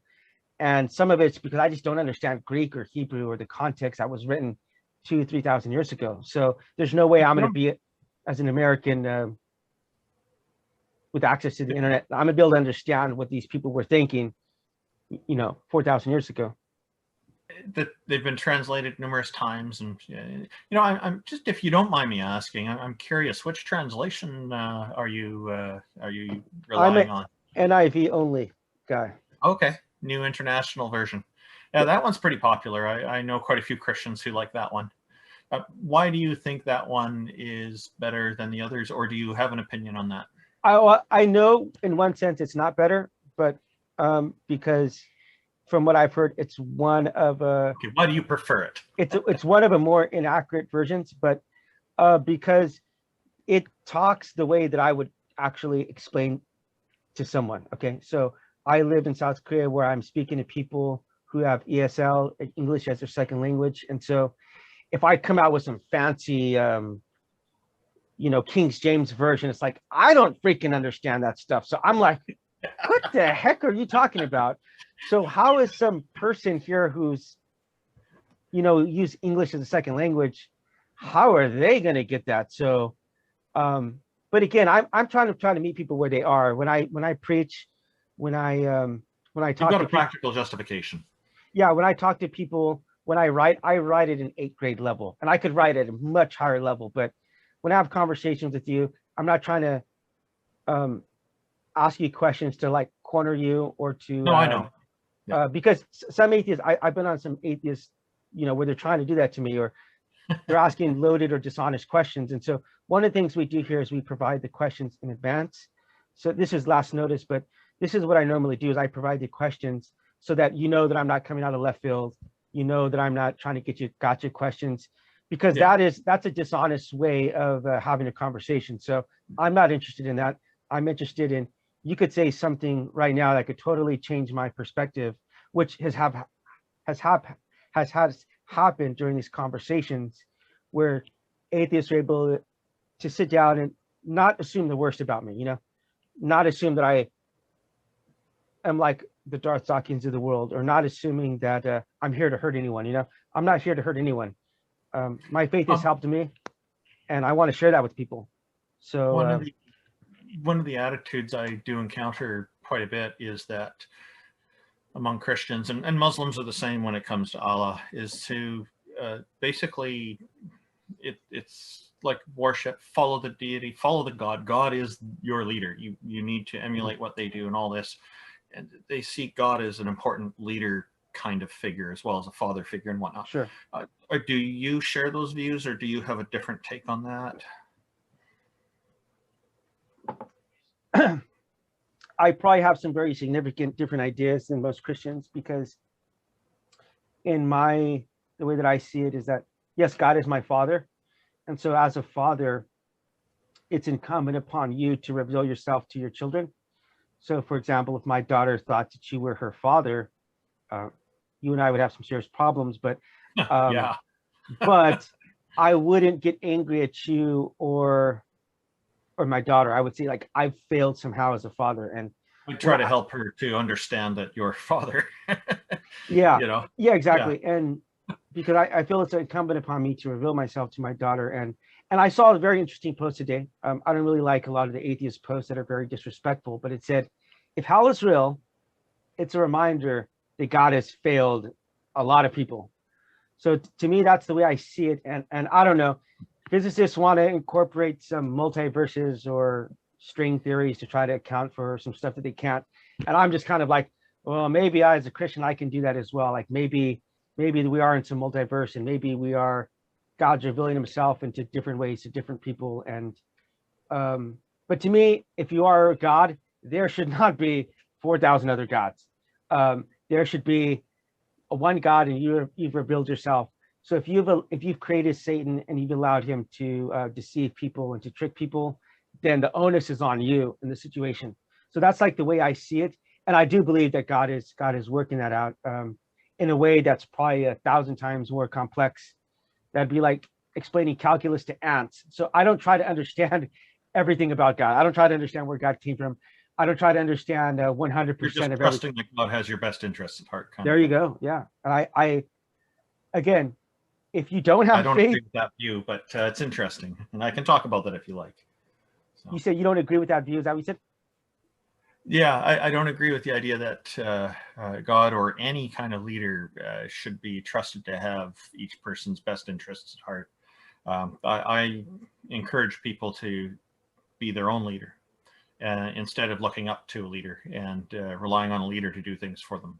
It's an important thing, I think, because very often people will put their trust in somebody in a position of authority, or somebody who they regard as a leader, somebody who they should emulate in their behavior. And I think even somebody who genuinely is the type of, in a leadership role, who genuinely wants to have everyone's best interests at heart, it's an impossible position, because so many people have so many different needs. So, you know, ultimately, I think each of us is usually the best arbiter of understanding, having the opportunity to know what's in our own best interests, and we should try to figure this out for ourselves rather than just assuming somebody else has that for us. Well, so that's kind of where my view, I think, might differ from yours in respect to this. Sure. Well, of course, we are probably going to disagree on 90% of what's out there to agree or disagree upon. We'll probably find this 10% common ground. But I mean, I will say this, that yeah, we obviously have some different positions. Yeah. One of the, and I guess if you want to go down this route, I guess I might as well take you down this route, because I've already explained to you why, if you believe in evolution and you believe that we've gotten here through purely naturalistic means, how that can totally make sense to influence racism. Okay, so start with there. One, two, if you also believe that there's not going to be any eternal accountability for what you're doing, you could totally understand why someone like a Kim Il Sung, a Kim Jong Il, would say, "Hey, there's no God. I'll turn myself into God, and no one's going to ultimately hold me accountable to this." So, I Oh, do believe that atheism can give some justification to some really, really bad stuff. Because part of it, it's interesting when I hear atheists say, "Well, atheists, we don't have any ethics, and we just, it's a denial of one thing." Like, wow. that's not I something I don't would, know any atheists who say that, but I carry on. heard, so I've heard a lot of atheists say that, a lot. And so if that's Wow. what you're saying, I'm not talking about a lot, brother. I'm not BSing you this, but they say we only, atheism is the only the lack of belief in God. Everything else is extra. Well, that's part of the problem, because you're going to have a lot of people come up with a lot of different ideas. Like people like Hitler genuinely believed that they were doing the right thing. You know what I mean? They genuinely felt that idea. Okay, I'm not sure why you're moving to Hitler, because I think you're talking about atheists, right? I'm just saying in general. Yeah, Okay. Hitler had some kind of a Well, cult. He was definitely not an atheist. That's for sure. he was a Christian. Well, he wasn't a Christian, but he definitely was an atheist. He had some. He made some statements stating that he's definitely Christian, and that's been made pretty clear. But Yeah, but that's the whole idea of some people propaganda. argue he was pagan instead, and it's when I take a look at the things he's produced, but the point is that I will also say here is that just because he's a Christian doesn't mean that other Christians are all immediately like him. I am not in Sure, favor of guilt by association fallacy, and that is sure. definitely not what I'm meaning here. So yeah, There are some very bad people who use their religion to justify their horrible actions, and there are right, atheists who will use other reasons to justify their right. horrible actions. And there's a very interesting documentary you can look at about Okay, send me a link Hitler, later. Yeah. Hitler's secretary, and she talks about how he was just like behind closed doors, you know, because actually, if you think about the speeches that he gave, like no one could keep that level of energy up. And she would talk about after these speeches, he would be like physically drained. And I totally get that. Sometimes after these podcasts, I get totally physically drained myself. Yeah. But the point being is Hopefully that, not this one. yeah, no, you're great. You're amazing. She talked about how he was in the bunker, and she says that he was just like his spirit has just left him. Like he just sits there and is like, I cannot believe that I actually lost this war, because when he saw the failed attempts to kill him as those failing, he totally believed that he was operating some kind of providence, you know, which I think any logical person, if they escaped death that many times, that's something that they would believe, you know. So I'm not convinced of that, but carry on. About what point? That somebody who's escaped death so many times that there must be some superstitious reason behind it. I don't agree with that. Yeah. But Okay. anyway. But if you get back to I do have a question for you. Go ahead. If you get back to where he adopted his belief that he was going to take over Germany and make Germany great again, in the World War. He said that. Yeah. Yeah, in World War I, he actually went blind for some time, and it turned out he's like, it was totally psychologically induced. So one of the doctors, doctors like hypnotized him to believe that he was going to do something great, and it's like he got that in his head. It's like a little seed that got planted in it, and it unfortunately, that was the fruition. That was the end game. But no, the only reason I was mentioning Hitler is because I was just saying you can genuinely believe that you're trying to do something right and totally screw up. Like one of my favorite expressions is the road to hell is paved with good intentions. Yeah, so, that's true. I'm just saying, look, okay, let me ask you a question. I do have a question for you. Sure. for something you said earlier about Kim Jong-il, he's wouldn't be trying to get away with that if he believed, if he, like you're saying, eternal punishment was necessary to divert people from doing horrible things. My question there is, why must it be eternal? I understand the punishment idea, which I disagree with as well. I think our prison system needs to be reformed in regard to be more rehabilitative than punishment based. But yes, but as far as why does it need to be eternal? Yeah, well, that makes no sense to me. That's something that, if that exists the way that Christians have described it, there is a very serious character flaw, I would have to say, in God, if it's described exactly the way that you see it. Because well, this is how it's been described to me by many Christians. Yeah, it doesn't make, there's multiple reasons, like especially if you have eternity to try to perfect a soul, it doesn't make sense to judge the totality of someone over the courses of what they would make during one lifetime, especially because infinite punishment for a finite crime. Yeah. Well, what I've talked about is the domino effect that's getting pushed over on you by trillions of different factors, most of which your mind couldn't begin to compute or comprehend. You know what I mean? Okay. So I would agree with you there, but so because I live in South Korea, I went to North Korea as an atheist. That put a very big crack in the ceiling of my atheism, because I became so thoroughly convinced that what was going on there was wrong, one, and two, I agree, it's wrong. I tried to explain this. I tried to find a reason to condemn this inside of my atheism, inside of my dog eat dog, survival of the fittest worldview, and I couldn't. And I'm not saying you can't, and I'm not saying atheists don't. I'm telling you, I couldn't reconcile. It caused a huge level of cognitive dissonance. So I didn't become a Christian as a result of that, but it like, wow, I really need to rethink my positions here. So with Kim Il-sung, he was actually the son of like very devout Christian parents. And so when he went to school, and you'll probably totally understand this, when he went to church and he saw the way the pastors were preaching and singing and stuff, like he's like, oh man, I could totally hijack this. And so someone like Jim Jones, like who was an atheist, totally goes here to school, to church, and says, wow, this guy commands everyone's attention. I could totally do this, and I could totally get people, I could totally get people to come along with whatever I want to do, whatever twisted things I want to do. So it could definitely be used as a justification. I think you're spot on as far as that. These are bad people. Whatever they can use to execute their bad intentions, they'll do it. Sure. That's the problem with them. So it may be a religion thing, it may be something else. And for that, I do find it hard to blame the religion for it exclusively.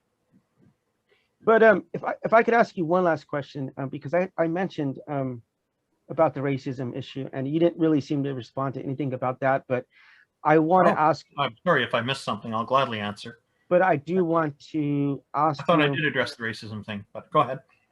Well, can you address why, from an evolutionary standpoint, like, here's an example. Like, I'm sorry to get back to Hitler. I don't have to apologize. It's low hanging fruit, but they were obsessed with like looking at the cranial, trying to figure out what was making the German people, just from the, the size of the brain or skull or nose, whatever. And so you could understand, like, if you're getting on that slope, you can understand why people could make those kind of justifications if that's what you're actually espousing. And I'm not saying you espouse that. I'm just saying that's a logical assumption you could make there, Like, I wouldn't be able to make the logical assumption that like white people are superior from the Bible. Like, I don't know how in the heck you would get to there. But I could see where that could exist inside of an atheism. Perhaps it does make sense. Perhaps they weren't properly informed. Look at there was a time when it was popularly believed that the planet Earth was the center of the universe. and or at least center of the solar system. And then later it was more information came along, better equipment, better techniques, more discovery, and better understanding of things. And now we understand that it's the sun, our star, that's the center of our solar system, traveling through space on the spiral arm of the galaxy and all this. So as we get better informed, we can make better determinations and do our scientific research as a species in a better direction. That's hopefully going to be more fruitful. So I would say there's probably a couple of factors at play there with the Nazi regime, that they want to have that superior race. So there's that bias, tunnel vision there that probably affected their judgment. I think that's probably a given. And the other thing was they probably, I think it's fair to assume that they don't know as much back then as we know now about how human health works and human development works, and all these different things, and genetics and whatnot. Sure. Yeah, so if you're going to ask me a question specifically about evolution, there was one. You know that evolution is not my specialty. Well, you wouldn't really. It's actually. But I hope I've answered your question at least. Well, it's actually whether or not you understand anything about evolution is actually irrelevant to that question, because the only point I'm saying is you can understand the justification of someone who will say the Aryans or the UK, because this is the kind of thinking that people in the UK got into with down in Australia and some of the other Aboriginal places, that they just say, you guys clearly will measure your skulls or do whatever. You guys are look closer to Neanderthals or monkeys to Black people. You can understand that. I'm not saying it's right. I'm not saying you do that. I'm not saying any atheist does that. I'm telling you, you can understand how that's a logical implication, how someone could get there. I think it's kind of the same way they got there with things like iridology. Okay, that's another one. Hold on. IRIDOLOGY. IRD. IRID. Okay. OLOGY. So iridology. This is it's an idea that has been debunked thoroughly, but there still are some medical quack practitioners out there. The idea is that you can map out the eye, and different parts correspond to different parts of the body. And these people believe that if your liver is suffering, then that'll show up in one part of your eye. If your kidneys are suffering, it'll show up in a different part. If you got a broken leg, there'll be a different indicator. So this is so easy to debunk, and it's been thoroughly debunked. But there are people who believe that. So how people came to that is there's all sorts of different things, but perhaps they weren't well enough informed, and the person presenting it was convincing for them. I think as we move forward in society, like I see here in British Columbia, Canada, where I am, the school system here in the last decade or so has introduced critical thinking into the curriculum. It was already there, but they've added to it. Pardon? The race theory, or just critical thinking in general? Critical thinking. I didn't say anything about race theory. Okay. So I'm just talking about critical thinking and skepticism, that sort of thing. That's great. That's great. Yeah, and so we've been gradually adding more and more of it, and I've seen it actually in practice with my own kids as they go through school. So because they're in the public system, and the public system here is quite good quality. So they're I think as we go forward, we need to be teaching people more about critical thinking, and there's two aspects of it that need to be taught. One is the skills component, which most people have no trouble understanding. Okay, that's logical, or that's a fallacy, right, or whatever, right? So you're understanding the technical side of it. That's the skill side, right? And then there's the attitudinal component, which is that, are you doxastically open? Are you willing to take to change your point of view when presented with things that are reliable, and to question your own epistemology. And that's Dr. Peter Boghossian got into this with his book A Manual for Creating Atheists, which he originally wanted titled Street Epistemology, but the publisher wanted a title that would sell more books, so they overruled him and called it A Manual for Creating Atheists. It's a really good read because he gets into the critical thinking aspects quite a lot, and questioning your ideas. And there's been quite a few religious people who read it and said it's helped them to think more clearly about their own faith. Sure. And I didn't discover that until my sophomore year, because I went to Bible college my freshman year, dropped out, became an atheist, then went to junior college, learned all about the proper lines of reasoning. And then I later went back to Bible college and took that training with me, and just totally was able to debunk and diffuse a lot of the things that they were saying. For instance, like saying homosexuality is the worst sin above everyone else. That made no sense, absolutely no sense from the Bible, like at all. So especially most of the guys were at our school were like struggling with pornography addiction. So it's like, how are you going to try to say that you are in any way better than this person, or some of the guys who were sleeping with their girlfriends, et cetera, et cetera. There's in my opinion, we're all like on the same footing. Like I'm as equally bad as anyone else. I don't put myself above a trans or gay or a bisexual or trisexual. I don't know, there's all kinds of new allo or demisexual. There's all kinds of stuff I can't even keep up with. But I'm a recovered alcoholic. I'm a recovered womanizer. Yeah, I'm a recovered womanizer. Actually was married, divorced with my wife for 5 years, went back to America, found Jesus Christ, came back to South Korea. She got pregnant the night I got back with our daughter. So I've been down that road of some really dark and despair places. And so for me, I don't want to discourage anyone from coming into the light. And to me, if I were to treat you with disrespect or hatred or anything like that, I just feel like I would repel you more. So that's not where I want to meet you at. But I do want to ask you this last question. Well, you've been entirely respectful the whole time, and I appreciate this conversation very much. Sure. Appreciate this time with you. Absolutely. And you've obviously given me some stuff to think about here. I'm about to put it in my brain. Sorry about that. No. Oh no, I'm Canadian. I'm supposed to apologize. Stereotypes. I'm telling you, I love Canadians. I never met a Canadian until I moved to South Korea. And I got to tell you, I'm so in love with Canadians.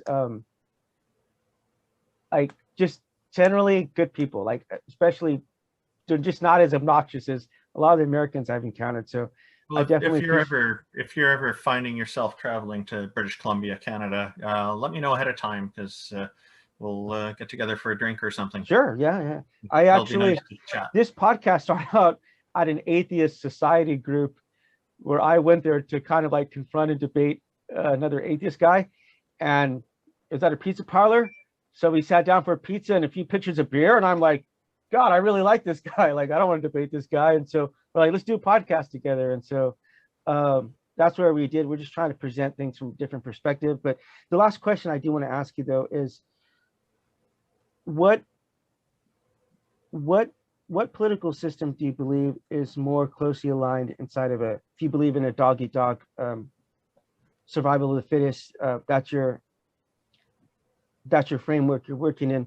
Do you believe that communism or fascism would make more sense inside of that? Or do you believe they're equally?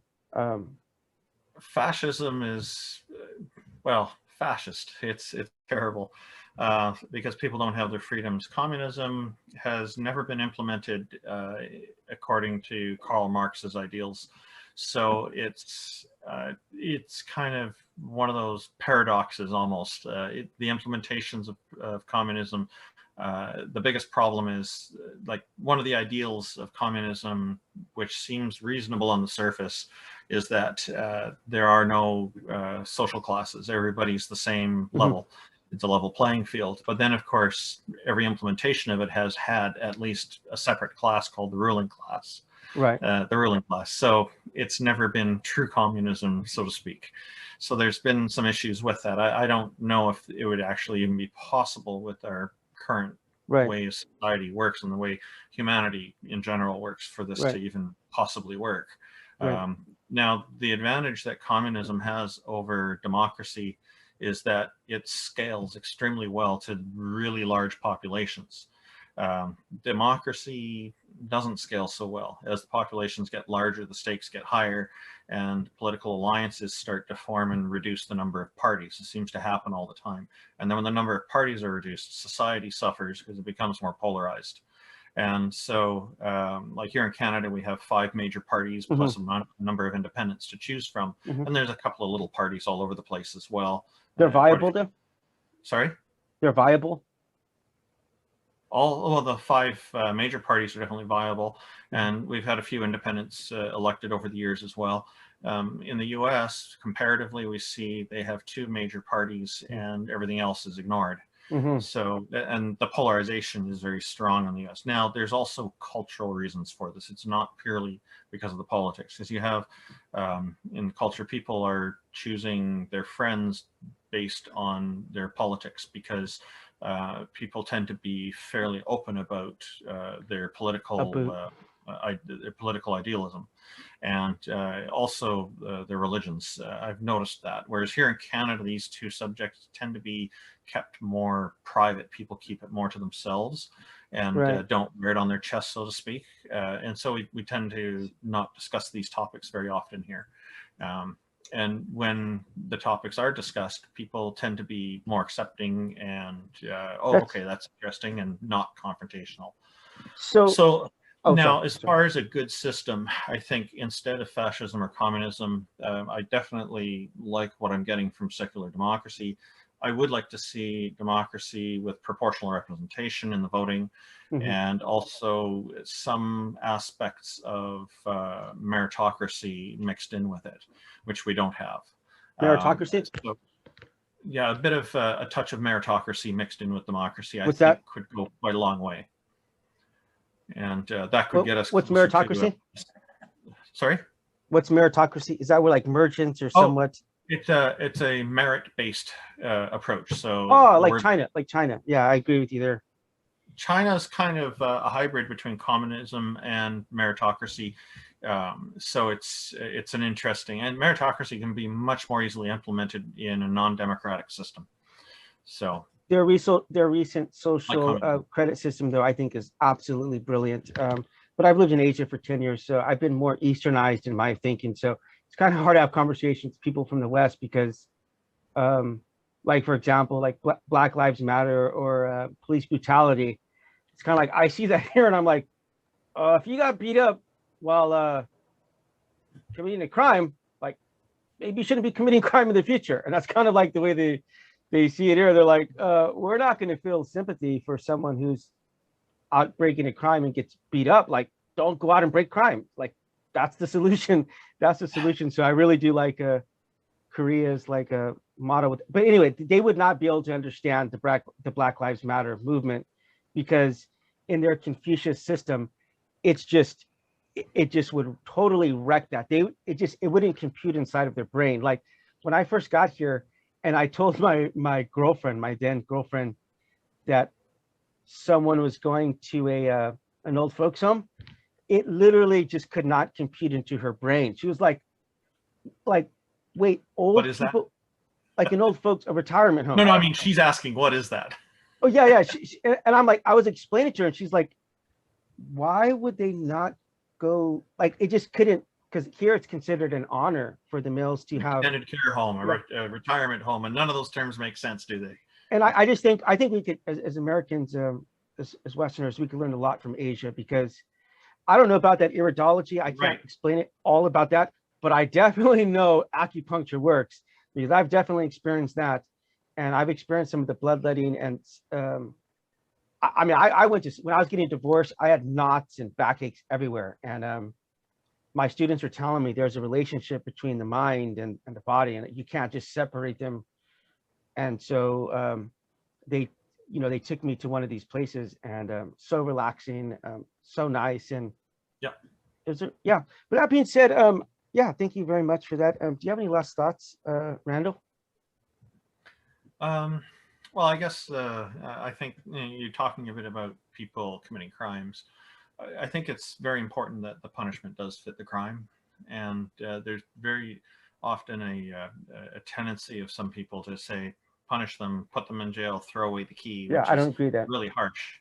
And it's a fundamental injustice that we don't do that. We want to try to help people get back into society. Yes. Right. What is the point of putting somebody in prison for life?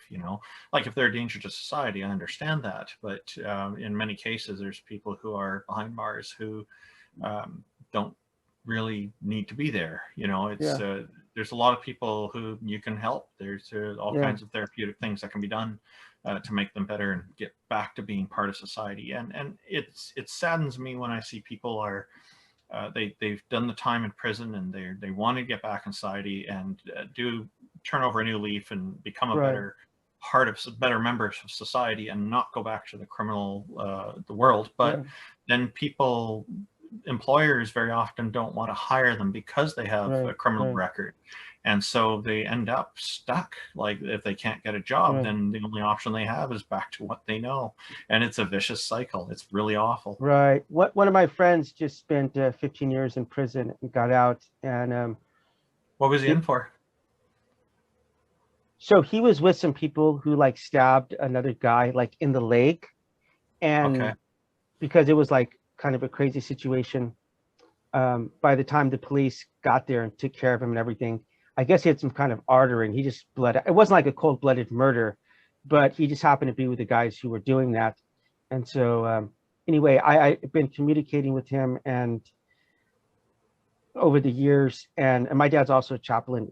He got to take a lot of therapeutic courses and got to get some certifications and training so that when he did get out, he had a place to go live and he had a job lined up for him. And so that's what I believe in. I believe as a Christian, I've received rehabilitation from God. That's totally changed my life. And I would not want to deny that to Darth Dawkins, to Trump, to Kim Jong-un, to like, I do not discriminate against anyone. I do not want to stop anyone from getting into the light and the treatment that I've gotten. And so I believe in Norway. They do. There is value in people being held accountable for their bad actions, though. Yeah, but Norway's model is the best model out there because Norway's got a good system.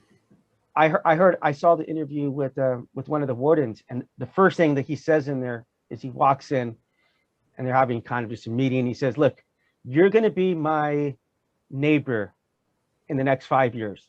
And I need you to get back to a place where I'm going to be comfortable with you living right next to me. And let's work to get there. They do gardening, they do music. In fact, I mean, it's like literally, they don't even lock their cell. You can't even call it a cell. It's like a plush hotel. They don't even lock their doors. They can come in and go out as they wish. And they literally have it's like a 4-star resort. So yeah, things like that, getting people into a meditation, counseling did wonders for me. But exercise, understanding the relationship between the body and the mind, and unlearning the negative patterns that, because as I said, no one's came into this world a criminal. So yes, hold people accountable, but also understand that people learn people learn violence. Those are learned things. So just understand that. Coupled with rehabilitation is very important. And one of the things that was done, there was an interesting prison study. They brought animals in for the prisoners to take care of, and the results were astounding. It was wonderfully therapeutic, and that got shut down by neoconservatives. Well, we are on totally board. I think neoconservatives are a much bigger threat than you, Randolph. So we would be allies against people. I'm glad to hear that. I wasn't expecting such a comparison, but wow. Don't get me wrong. You're an enemy, but you're like, I would consider you like a Joseph Stalin to like Adolf Hitler, and I'm the American coming in here. I'm sorry for the analogy, but I'm siding with the Joseph Stalin because I believe that the kind of things they want to do are a lot more dangerous They want to weaponize the Christianity. They want to weaponize things to hurt people. And I just do not believe in that. I'd say politically it would probably be 98% in line, because I think I we am. agree on a lot of stuff, but I gotta push back against the Joseph Stalin comparison. He used the church to manipulate the masses, so it's not something that I really want any association with, because I definitely don't favor using a church to manipulate people. I want people to have an honest understanding of and like some kind of integrity with their understanding of what's going on in the world, instead of being told you should believe this because it's true.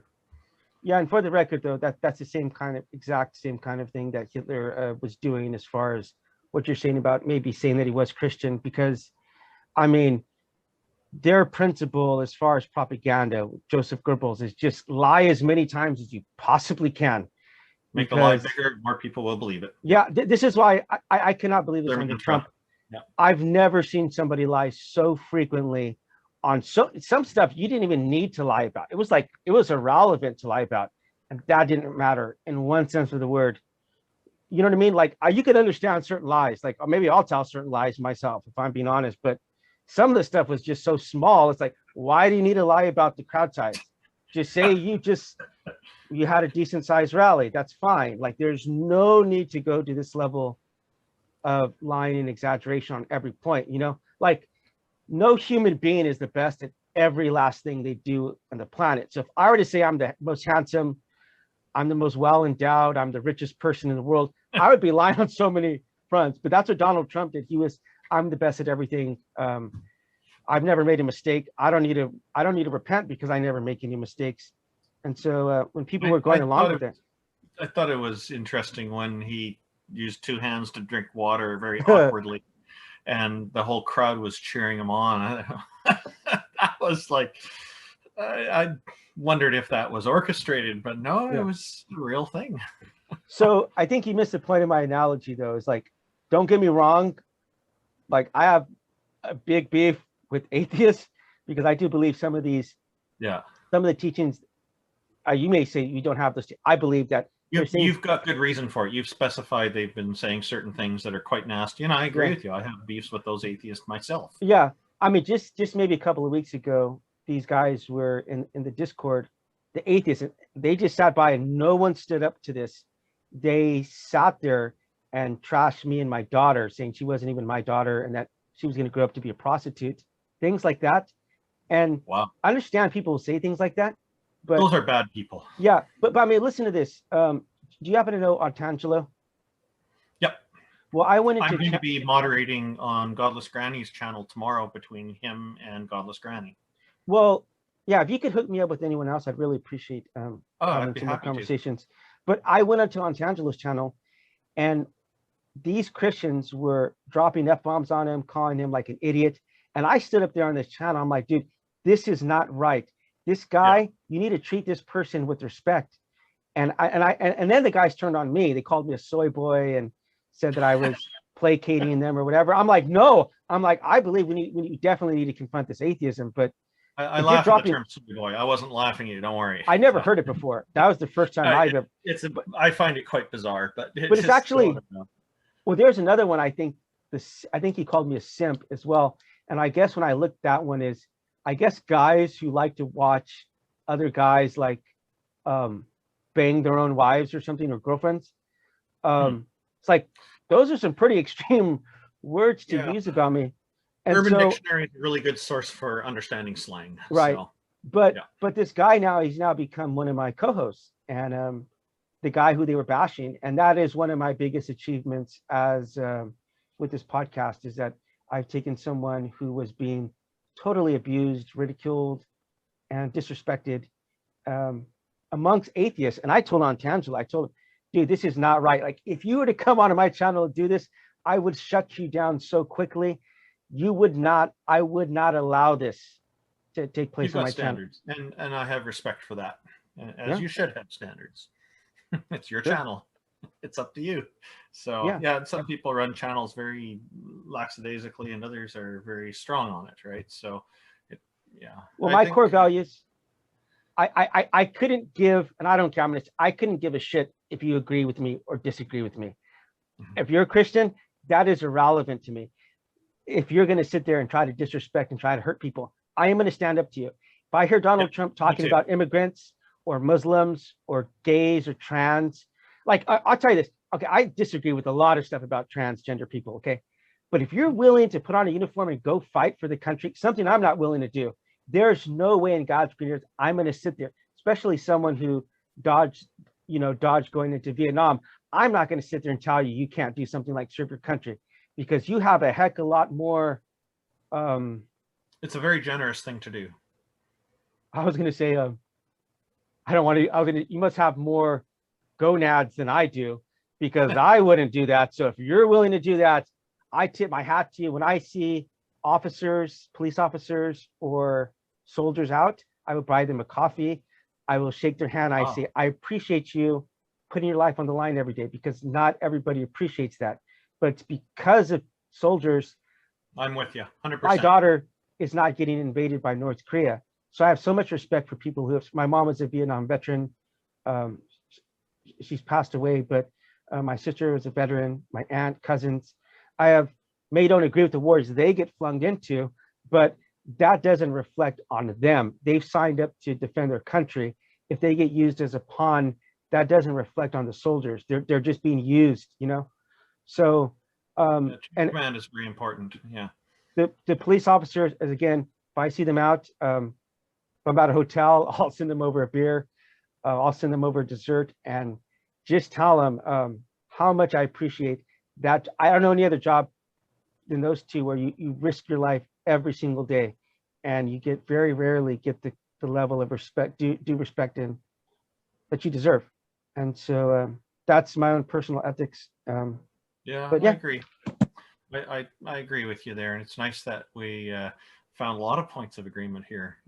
I push back against people when they are doing those horrible things, as you mentioned, racism, bigotry, and things like that. And it doesn't matter if they're atheist or theist. I'll push back in both categories. It's fine. It's the way it is. It's a shame that people feel the need to denigrate others. I think as we are all of the same species on this planet, we need to try to help each other and be more uplifting in our approach in encouraging people, instead of trying to compete all the time. And I think capitalism has created a lot of this competitive idealism. Well, next to atheism, I strongly believe that capitalism is the worst idea ever created by humans. But I do believe atheism is an idea we created. But I'm just saying, in my opinion, I'll just end off on this.